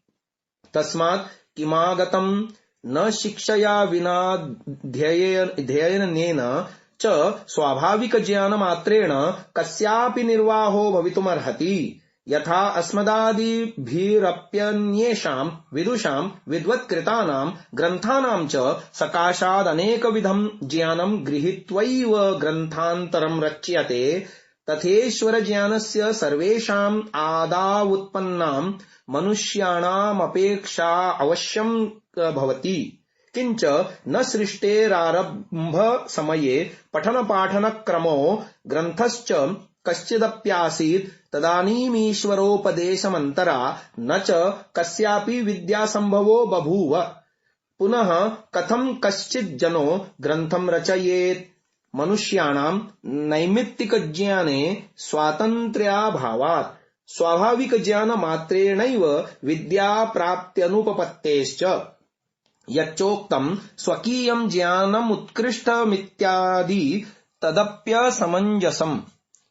तस्य साधनकोटौ प्रविष्टत्वात् चक्षुर्वत्। यथा चक्षुर्मनः साहित्येन विना हि किंचित् करमस्ति तथान्येषां विदुषामीश्वर ज्ञानस्य च साहित्येन विना स्वाभाविक ज्ञानमप्यकिंचित करमेव भवतीति। इस संस्कृत व्याख्यान का आर्य भाषा में भी व्याख्यान भाषार्थ कर रहे हैं। ईश्वर ने मनुष्यों को स्वाभाविक ज्ञान दिया है, सो सब ग्रंथों से उत्तम है, क्योंकि इसके बिना वेदों के शब्द, अर्थ और संबंध का ज्ञान कभी नहीं हो सकता। और जब उस ज्ञान की क्रम से वृद्धि होगी तब मनुष्य लोग विद्या पुस्तकों को भी रच लेंगे। पुनः वेदों की उत्पत्ति ईश्वर से क्यों माननी चाहिए? इस प्रश्न का उत्तर दे रहे हैं। जो प्रथम दृष्टांत बालक का एकांत में रखने का और दूसरा वनवासियों का भी कहा था, क्या उनको स्वाभाविक ज्ञान ईश्वर ने नहीं दिया है? वे स्वाभाविक ज्ञान से विद्वान क्यों नहीं होते? इससे यह बात निश्चित है कि ईश्वर का किया उपदेश जो वेद है, उसके बिना किसी मनुष्य को यथार्थ पूर्ण ज्ञान नहीं हो सकता। जैसे हम लोग वेदों को पढ़े, विद्वानों की शिक्षा और उनके किए ग्रंथों को पढ़े बिना पंडित नहीं होते, वैसे ही सृष्टि के आदि में भी परमात्मा जो वेदों का उपदेश नहीं करता, तो आज पर्यंत किसी मनुष्य को धर्मादि पदार्थों की यथार्थ विद्या नहीं होती। इससे क्या जाना जाता है कि विद्वानों की शिक्षा और वेद पढ़ने के बिना केवल स्वाभाविक ज्ञान से किसी मनुष्य का निर्वाह नहीं हो सकता। जैसे हम लोग अन्य विद्वानों से वेदादि शास्त्रों के अनेक प्रकार के विज्ञान को ग्रहण करके ही पीछे ग्रंथों को भी रच सकते हैं, वैसे ही ईश्वर के ज्ञान की भी अपेक्षा सर्गारंभ में सब मनुष्यों को अवश्य है, क्योंकि सृष्टि के आरंभ में पढ़ने और पढ़ाने की कुछ भी व्यवस्था नहीं थी तथा विद्या का कोई ग्रंथ भी नहीं था। उस समय ईश्वर के किए वेदोपदेश के बिना विद्या के नहीं होने से कोई मनुष्य ग्रंथ की रचना कैसे कर सकता? क्योंकि सब मनुष्यों को निमित्त से उत्पन्न होने वाले ज्ञान में स्वतंत्रता नहीं है और स्वाभाविक ज्ञान मात्र से विद्या की प्राप्ति किसी को नहीं हो सकती। इसी से ईश्वर ने सब मनुष्यों के हित के लिए वेदों की उत्पत्ति की है। और जो यह कहा था कि स्वाभाविक ज्ञान सब वेदादि ग्रंथों से श्रेष्ठ है, सो भी अन्यथा है, अर्थात ठीक नहीं है, क्योंकि वह स्वाभाविक जो ज्ञान है सो साधन कोटि में है। जैसे मन के संयोग के बिना आंख से कुछ भी नहीं देख पड़ता तथा आत्मा के संयोग के बिना मन से भी कुछ नहीं होता, वैसे ही स्वाभाविक ज्ञान भी विद्वानों और वेदों के ज्ञान के सहाय के बिना अकिंचित कर अर्थात निरर्थक है। स्वाभाविक ज्ञान धर्म, अर्थ और काम, मोक्ष विद्या का साधन स्वतंत्रता से कभी नहीं हो सकता। तो इस महर्षि दयानंद जी के व्याख्यान पर स्वामी विद्यानंद जी अपनी बात रख रहे हैं। परंतु जैसे नैमित्तिक ज्ञान के बिना स्वाभाविक ज्ञान व्यर्थ है, वैसे ही स्वाभाविक ज्ञान के न होने पर नैमित्तिक ज्ञान की सिद्धि संभव नहीं। सूर्य आदि के प्रकाश में वही देख सकता है जिसके पास देखने के लिए अपनी आंखें हैं। इसी प्रकार नैमित्तिक ज्ञान से वही लाभ उठा सकता है जिसमें नैसर्गिक ज्ञान पहले से विद्यमान है। पशु पक्षी आदि प्रशिक्षण पाकर मनुष्यों की भांति निम्न स्तरीय कार्य करते देखे जाते हैं, क्योंकि उनमें बुद्धि का विकास भले ही न हुआ हो, चेतन होने के कारण जीवात्मा का लिंग यानी चिन्ह ज्ञान तो होता ही है। इसके विपरीत जड़ पदार्थों में ज्ञान का अत्यंत अभाव होने के कारण नैमित्तिक ज्ञान से लाभ उठाने का सामर्थ्य ही नहीं है। इस प्रकार जहां स्वाभाविक ज्ञान स्वयमेव धर्मार्थ काम मोक्ष की प्राप्ति का साधन नहीं हो सकता, वहां यह एतदर्थ अपेक्षित नैमित्तिक ज्ञान की प्राप्ति का साधन अवश्य है। स्वाभाविक ज्ञान सहज ज्ञान होता है, वह स्वतः न घट सकता है और न बढ़ सकता है। अतः जिस प्राणी में जैसा जितना है उसमें वैसा उतना ही बना रहता है। जब यह निश्चय हो गया कि किसी के सिखाए बिना मनुष्य कुछ नहीं सीख सकता, तो प्रश्न उठता है कि सबसे पहली पीढ़ी के मानवों ने अपने दैनिक जीवन का व्यवहार किससे सीखा होगा? जिस प्रकार वर्तमान में हमने अपने माता पिता आदि से ज्ञान प्राप्त किया है, वैसे ही हमारे माता पिता आदि ने अपने माता पिता से प्राप्त किया होगा। यह क्रम चलते चलते जब सृष्टि के आदि काल में अमैथुनी सृष्टि तक पहुंचेगा, जहां पृथ्वी पर सर्वप्रथम प्रादुर्भूत पीढ़ी मिलेगी, तब निश्चय ही परमेश्वर के अतिरिक्त अन्य कोई शिक्षक नहीं मिलेगा। अतः मनुष्य मात्र के कल्याणार्थ आदि गुरु परमेश्वर द्वारा अमैथुनी सृष्टि में उत्पन्न मनुष्यों को वेद के द्वारा नैमित्तिक ज्ञान का मिलना सर्वथा युक्ति संगत ठहरता है। उन मनुष्यों द्वारा अपनी संतति अथवा शिष्यों में ज्ञान का संक्रमण हुआ, वही क्रम अब तक चला आ रहा है।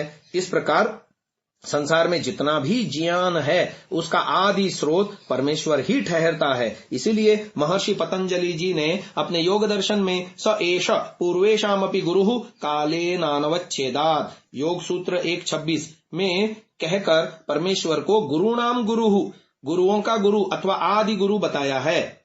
योग दर्शन के इस सूत्र का आशय यही है कि आदि काल में जब सर्वप्रथम मानवों का आविर्भाव हुआ तो उनके मार्गदर्शन के लिए आवश्यक सभी बातें परम गुरु परमात्मा ने उनके आत्मा में स्फुरित कर दी। इस ज्ञान राशि को वेद के नाम से अभिहित किया जाता है। वेद अपौरुषेय हैं। किसी मनुष्य की, चाहे वह ऋषि कोटि का ही क्यों न हो, रचना नहीं है। जो वस्तु जिसकी बनाई होती है उसके कर्ता का स्मरण किसी न किसी रूप में अवश्य होता है, परंतु वेद के कर्ता का निर्भ्रांत रूप में स्मरण आज तक किसी को नहीं हुआ। इससे सिद्ध है कि वेद का कर्ता कोई मनुष्य नहीं है। यदि होता तो उसका स्मरण अवश्य होता। कदाचित यह कहा जाए कि ऐसे बहुत से भवन कूप आदि मिलेंगे जिनके बनाने वाले का किसी को स्मरण नहीं, फिर भी उन्हें स्वतः निर्मित अथवा अपौरुषेय नहीं माना जा सकता। इसी प्रकार शब्द समूह वेद का भी कोई न कोई कर्ता अवश्य रहा होगा। इसका समाधान यह है कि जीर्ण शीर्ण भवन कूप आदि के कर्ता का स्मरण आज न होने पर भी कभी न कभी किसी न किसी रूप में अवश्य रहा होगा, किंतु वेद के कर्ता का स्मरण कभी किसी को रहा हो ऐसा पता नहीं चलता।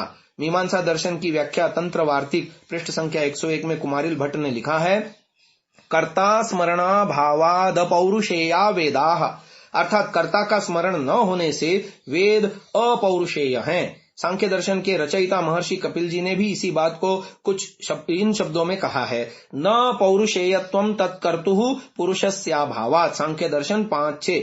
अर्थात वेद का कर्ता आज तक उपपादित नहीं हुआ, इसलिए वेद किसी मनुष्य के बनाए हुए नहीं हैं। आज की इस चर्चा को यहीं विराम देते हैं। ओम नमस्ते जी। 59वीं श्रव्य कणिका ऋग्वेदादि भाष्य भूमिका, लेखक महर्षि दयानंद जी सरस्वती। इस पर भाष्य लिखा है भूमिका भास्कर नाम से स्वामी विद्यानंद जी ने भी।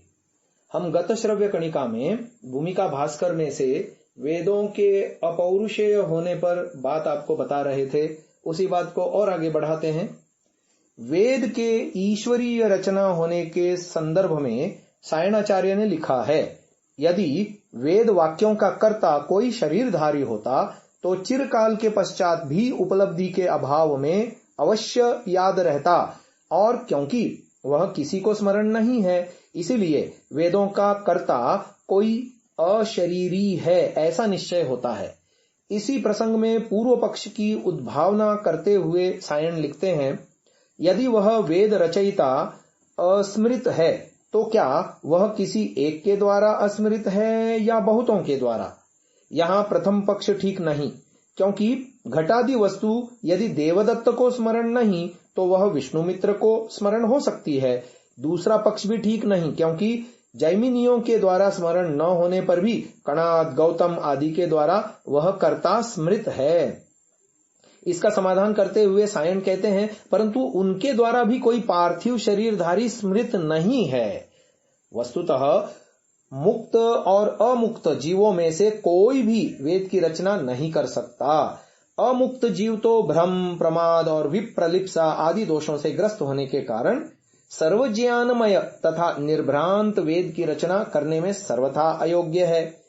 ब्रह्मनिष्ठ जीव भी स्वरूप से अल्पज्ञ होने के कारण उसकी रचना करने में असमर्थ है। फिर मुक्तावस्था में तो जीव ब्रह्मानंद में लीन हुआ आनंद का उपभोग भर करता है, उस अवस्था में वह कार्य कुछ नहीं कर सकता। प्रत्येक ग्रंथ किसी न किसी की रचना अवश्य होती है, तब वेद रूप ग्रंथ कहीं से अकस्मात प्रादुर्भूत हो जाएं, यह कैसे हो सकता है? सृष्टि प्रलय की व्यवस्था अनुमान तथा शब्द प्रमाणों से सिद्ध है। फिर उसका अपलाप कैसे किया जा सकता है? जबकि जगत का परिवर्तनशील होना प्रत्यक्ष है, तब न कदाचिद अनिदृशम जगत सदा से इसी रूप में चला आ रहा है, यह सिद्धांत कैसे ठहर सकता है? जब एक बार प्रलय होने पर फिर वेद प्रकट होंगे तो उनका कोई न कोई कारण तो अवश्य मानना होगा। अतः यही सिद्धांत युक्ति संगत ठहरता है कि जिस प्रकार जगन नियंता परमात्मा ने सब जगत को बनाया, उसी प्रकार उसने वेदों को प्रादुर्भूत कर उनके द्वारा जगत को शिक्षित किया। बुद्धि पूर्वा वाक्य कृतिर वेदे, वेदों की रचना बुद्धिपूर्वक की गई है, इसीलिए किसी बुद्धिमान सत्ता को ही उनका कारण मानना होगा। तब सकल बुद्धि निधान परमेश्वर ही उनका कारण हो सकता है। प्रतिकल्प में जब जब सृष्टि होती है, तब तब वेद इसी रूप में प्रादुर्भूत होते हैं। दार्शनिक साहित्य में पुरुष शब्द जीवात्मा और परमात्मा दोनों का वाचक है, इसलिए अपौरुषेय का अर्थ जो पुरुष अर्थात ईश्वरकृत नहीं, ऐसा भी समझ लिया जाता है। इस भ्रांति का निवारण करने के लिए ही योग दर्शन में ईश्वर को पुरुष न कहकर पुरुष विशेष कहा गया है। क्लेश कर्म विपाकाशयैरपरामृष्ट पुरुष विशेष ईश्वर, योग दर्शन समाधिपाद का 24वां सूत्र। अतः वेद को अपौरुषेय कहने का अर्थ सामान्य पुरुष अर्थात मनुष्यकृत न होना है, पुरुष विशेष अर्थात ईश्वरकृत न होना नहीं। वेदों का मानुष रचना न होकर ईश्वरीय कृति होना अनेकशः सिद्ध है।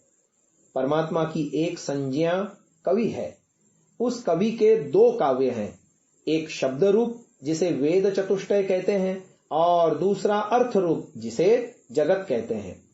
एक ही काव्य के 2 पृष्ठ हैं, एक पर पद अंकित हैं और दूसरे पर पदार्थ।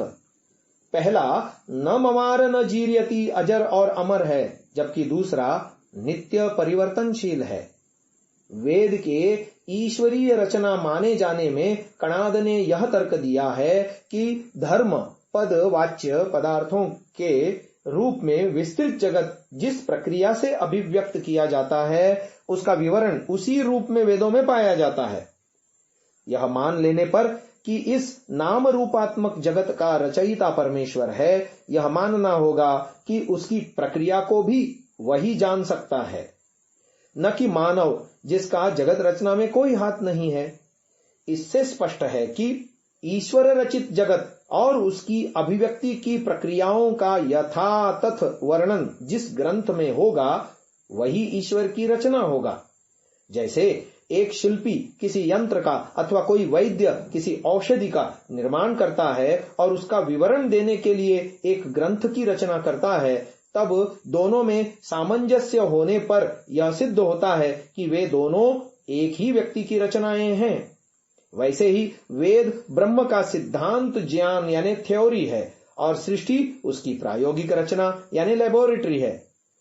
इन दोनों में पूर्ण सामंजस्य तभी संभव है जब दोनों का रचयिता एक ही हो। विश्व की नाम रूपात्मक उभयविध रचना का एकमात्र कर्ता ब्रह्म है। नाम शब्द है जो ऋग्वेदादि रूप है और रूप जगदात्मक रचना है।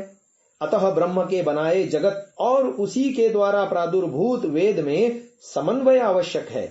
तदनुसार शास्त्र में ऐसा कोई वर्णन नहीं होना चाहिए जो सृष्टि क्रम के विरुद्ध हो। शास्त्र से सृष्टि रचना का बोध होता है और प्रगतिशील मानव के द्वारा सृष्टि रचना की जानकारी से शास्त्र की परीक्षा होती है। जेम्स हेस्टिंग्स ने अपने संदर्भ ग्रंथ encyclopedia of religion and ethics में लिखा है, स्वामी Dayananda tried to make the book of God resemble the book of nature। अर्थात स्वामी दयानंद ने ईश्वरीय पुस्तक वेद को प्रकृति की पुस्तक सृष्टि के अनुकूल सिद्ध करने का प्रयास किया। वास्तव में यदि वेद और सृष्टि दोनों एक ही सत्ता के कार्य हैं, तो दोनों में समन्वय होना स्वाभाविक एवं अनिवार्य है। ऐसा न होना ही आश्चर्यजनक होगा।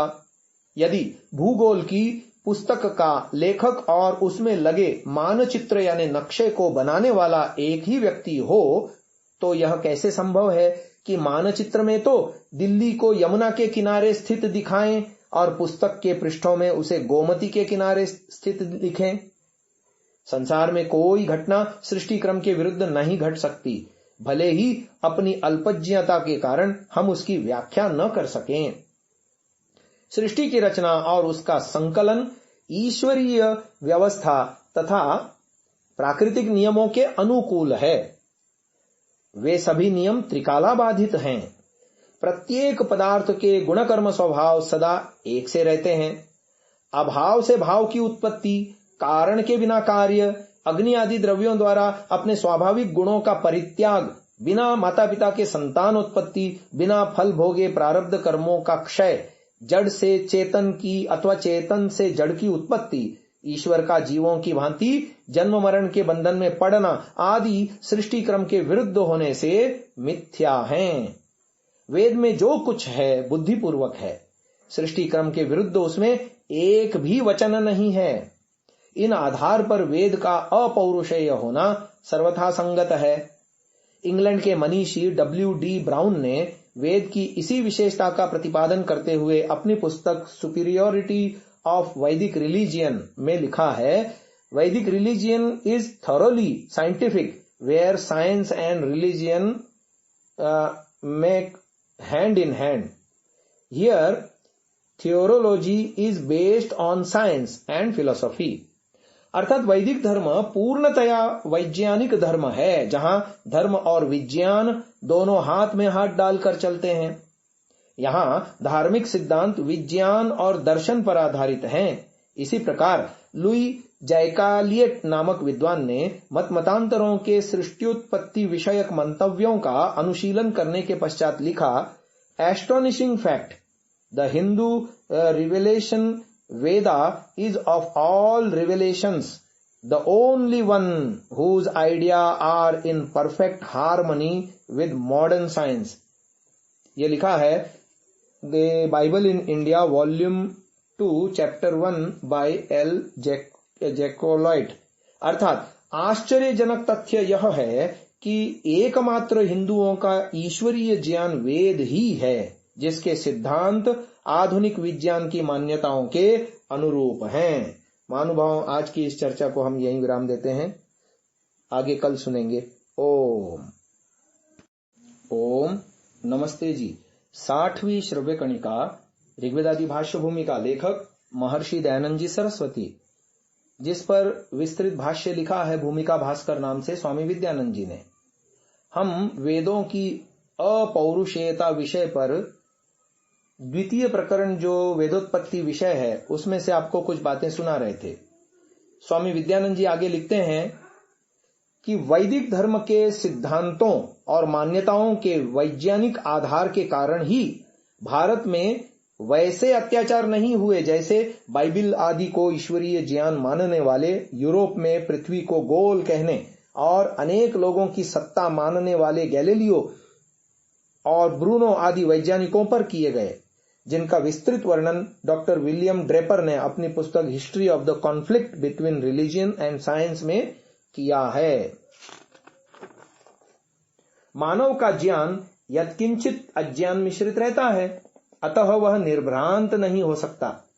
ईश्वर में भ्रम, प्रमाद और विप्रलिप्सा आदि की संभावना ही नहीं। अतः साक्षात्कृत धर्मा ऋषियों की आत्मा में सीधे परमेश्वर की प्रेरणा से प्राप्त ज्ञान भी इन दोषों से सर्वथा मुक्त होना चाहिए। वेद में जो वाक्य रचना है, पद व पद समूह की आनुपूर्वी है, वह सब बुद्धिपूर्वक है। निर्भ्रांत परमेश्वर से प्रादुर्भूत होने से वह निर्भ्रांत है। बाइबल का परमेश्वर स्वयं भ्रमादि दोषों से आक्रांत है, इसलिए उसे अपनी भूलों पर पश्चाताप होता है।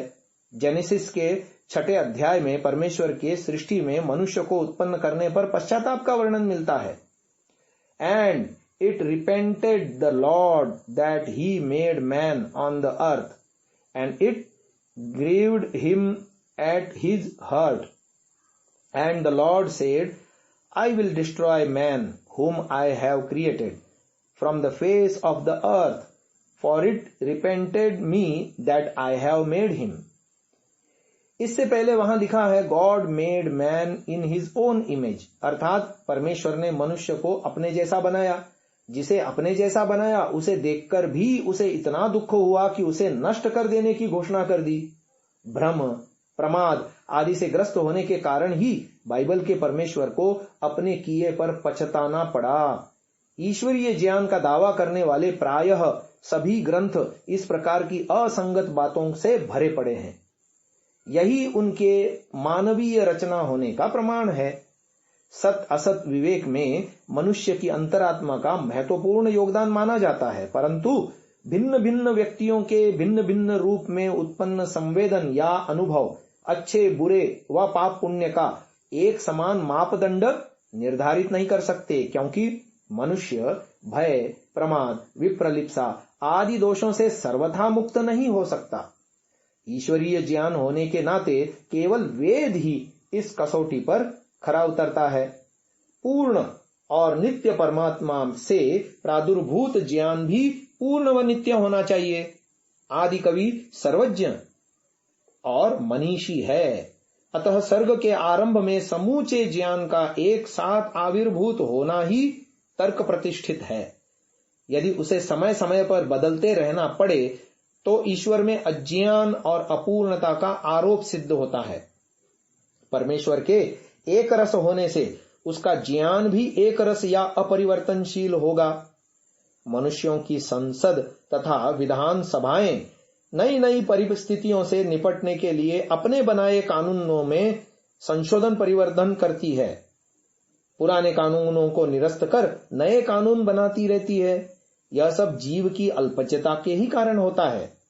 त्रिकालदर्शी होने के कारण परमेश्वर की परिस्थितियों के अनुरूप अपने नियमों में परिवर्तन नहीं करना पड़ता। ईश्वरीय ज्ञान देश काल से परिच्छिन्न नहीं होता। मनुस्मृति 12:96 में लिखा मिलता है, उत्पद्यन्ते च्यवन्ते च यान्यतोऽन्यानि कानिचित् तान्यर्वाक्कालिकतया निष्फलान्यनृतानि च। वेद से भिन्न अनेक ग्रंथ बनते हैं और नष्ट होते हैं। वे सब अर्वाक काल यानी प्राचीन परंपरा के प्रतिकूल होने से निष्फल और मिथ्या होते हैं, परंतु पश्य देवस्य काव्यम न ममार न जीर्यति, परमेश्वर का काव्य न कभी पुराना पड़ता है और न नष्ट होता है।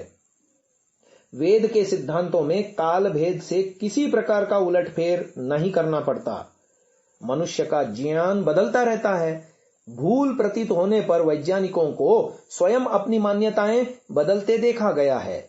बड़े बड़े विज्ञान वेत्ताओं ने कठोर परिश्रम करके वर्षों के अनुसंधान के फलस्वरूप जो सिद्धांत स्थिर किए, उन्हें आगे आने वाले वैज्ञानिकों ने बदल डाला।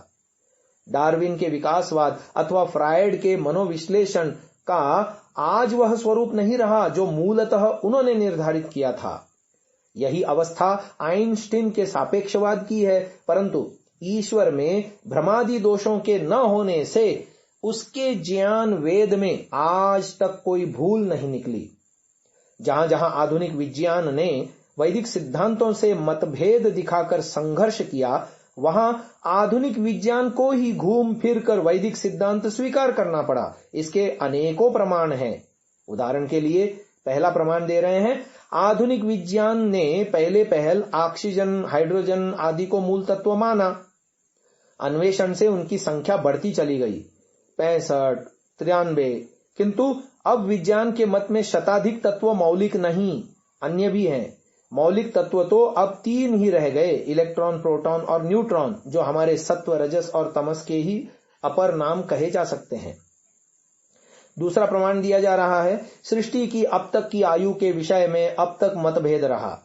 वेदोक्त युग प्रक्रिया के अनुसार सृष्टि कुछ न्यून 2 अरब वर्ष पुरानी है। पाश्चात्यों के धर्म ग्रंथ केवल 5000 वर्ष पुरानी बताते थे। पहले विज्ञान भी बहुत थोड़ी आयु बताता था, परंतु भूगर्भ विज्ञान ने उसकी आंखें खोल दी।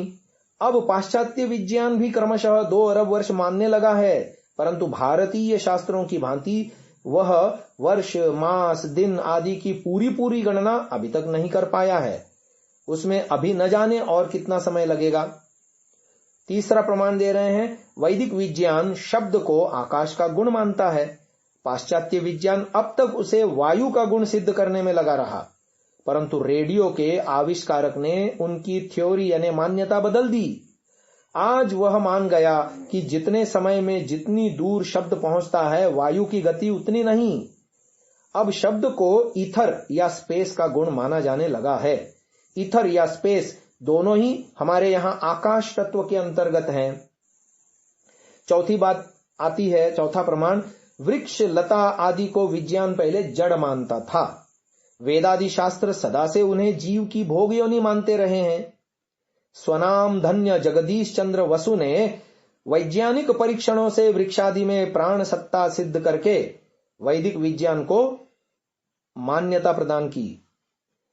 पांचवा प्रमाण दे रहे हैं, पाश्चात्य वैज्ञानिकों ने सूर्यमंडल में दिखने वाले कालेपन को अभी जाना है, परंतु वैदिक विद्वान वेदों के माध्यम से इस रहस्य को आदिकाल से जानते हैं। आदित्य मंडल के मध्य भाग में कालापन होने से ही वेदों में आदित्य को बहुधा कृष्ण नाम से पुकारा है। जैसे कृष्णो नोनाद वृषभो यदीदम, ऋग्वेद 1:79-2, यहां कृष्ण पद से आदित्य रूप अग्नि का निर्देश है। जैमिनी ब्राह्मण में कहा है, असावेव संवत्सरो योऽसौ तपति तस्य यद भाति तत् संवत् यन्मध्ये कृष्णम मंडलम तत्सर इत्यधि वै दैवतम। जैमिनी ब्राह्मण 2:28, अर्थात जो यह तपता है वह संवत्सर है, उसमें जो प्रकाश करने वाला भाग है वह संवत है, और जो बीच में कृष्ण भाग है वह सर है। आदित्य मंडल में रहने वाले ये काले धब्बे चलते रहने से सर्प कहते हैं। इन सर्पों के कारण ही तांड्य महाब्राह्मण 25:15-5 में सर्प्याह व आदित्याह कहा है। ईश्वरीय ज्ञान होने से वेद संपूर्ण ज्ञान का कोश है। प्रत्यक्ष एवं अतीन्द्रिय सब प्रकार के ज्ञान की उपलब्धि का स्रोत है। ऐसा एक भी विषय नहीं जिसका ज्ञान मनुष्य के वैयक्तिक अथवा सामूहिक तथा ऐहिक अथवा पारलौकिक जीवन के लिए आवश्यक हो और वेद में उपलब्ध न हो। वेद सब सत्य विद्याओं की पुस्तक है। ग्रंथकार ऋषि दयानंद की इस मान्यता के संदर्भ में योगीराज अरविंद ने अपने निबंध दयानंदा एंड द वेदा में लिखा, दयानंद की इस धारणा में कि वेद में धर्म और विज्ञान दोनों की सच्चाइयां पाई जाती हैं, कोई भी उपहासात्मक या कल्पना मूलक बात नहीं है। इसके साथ मैं अपनी भी धारणा जोड़ना चाहता हूं कि वेदों में विज्ञान की वे सच्चाइयां भी हैं जिन्हें आधुनिक विज्ञान अभी तक नहीं जान पाया है। ऐसी अवस्था में स्वामी दयानंद ने वैदिक विज्ञान की गंभीरता के संबंध में अतिशयोक्ति से नहीं अपितु न्यूनोक्ति से ही काम लिया है। आज की इस चर्चा को यहीं विराम देते हैं। ओम।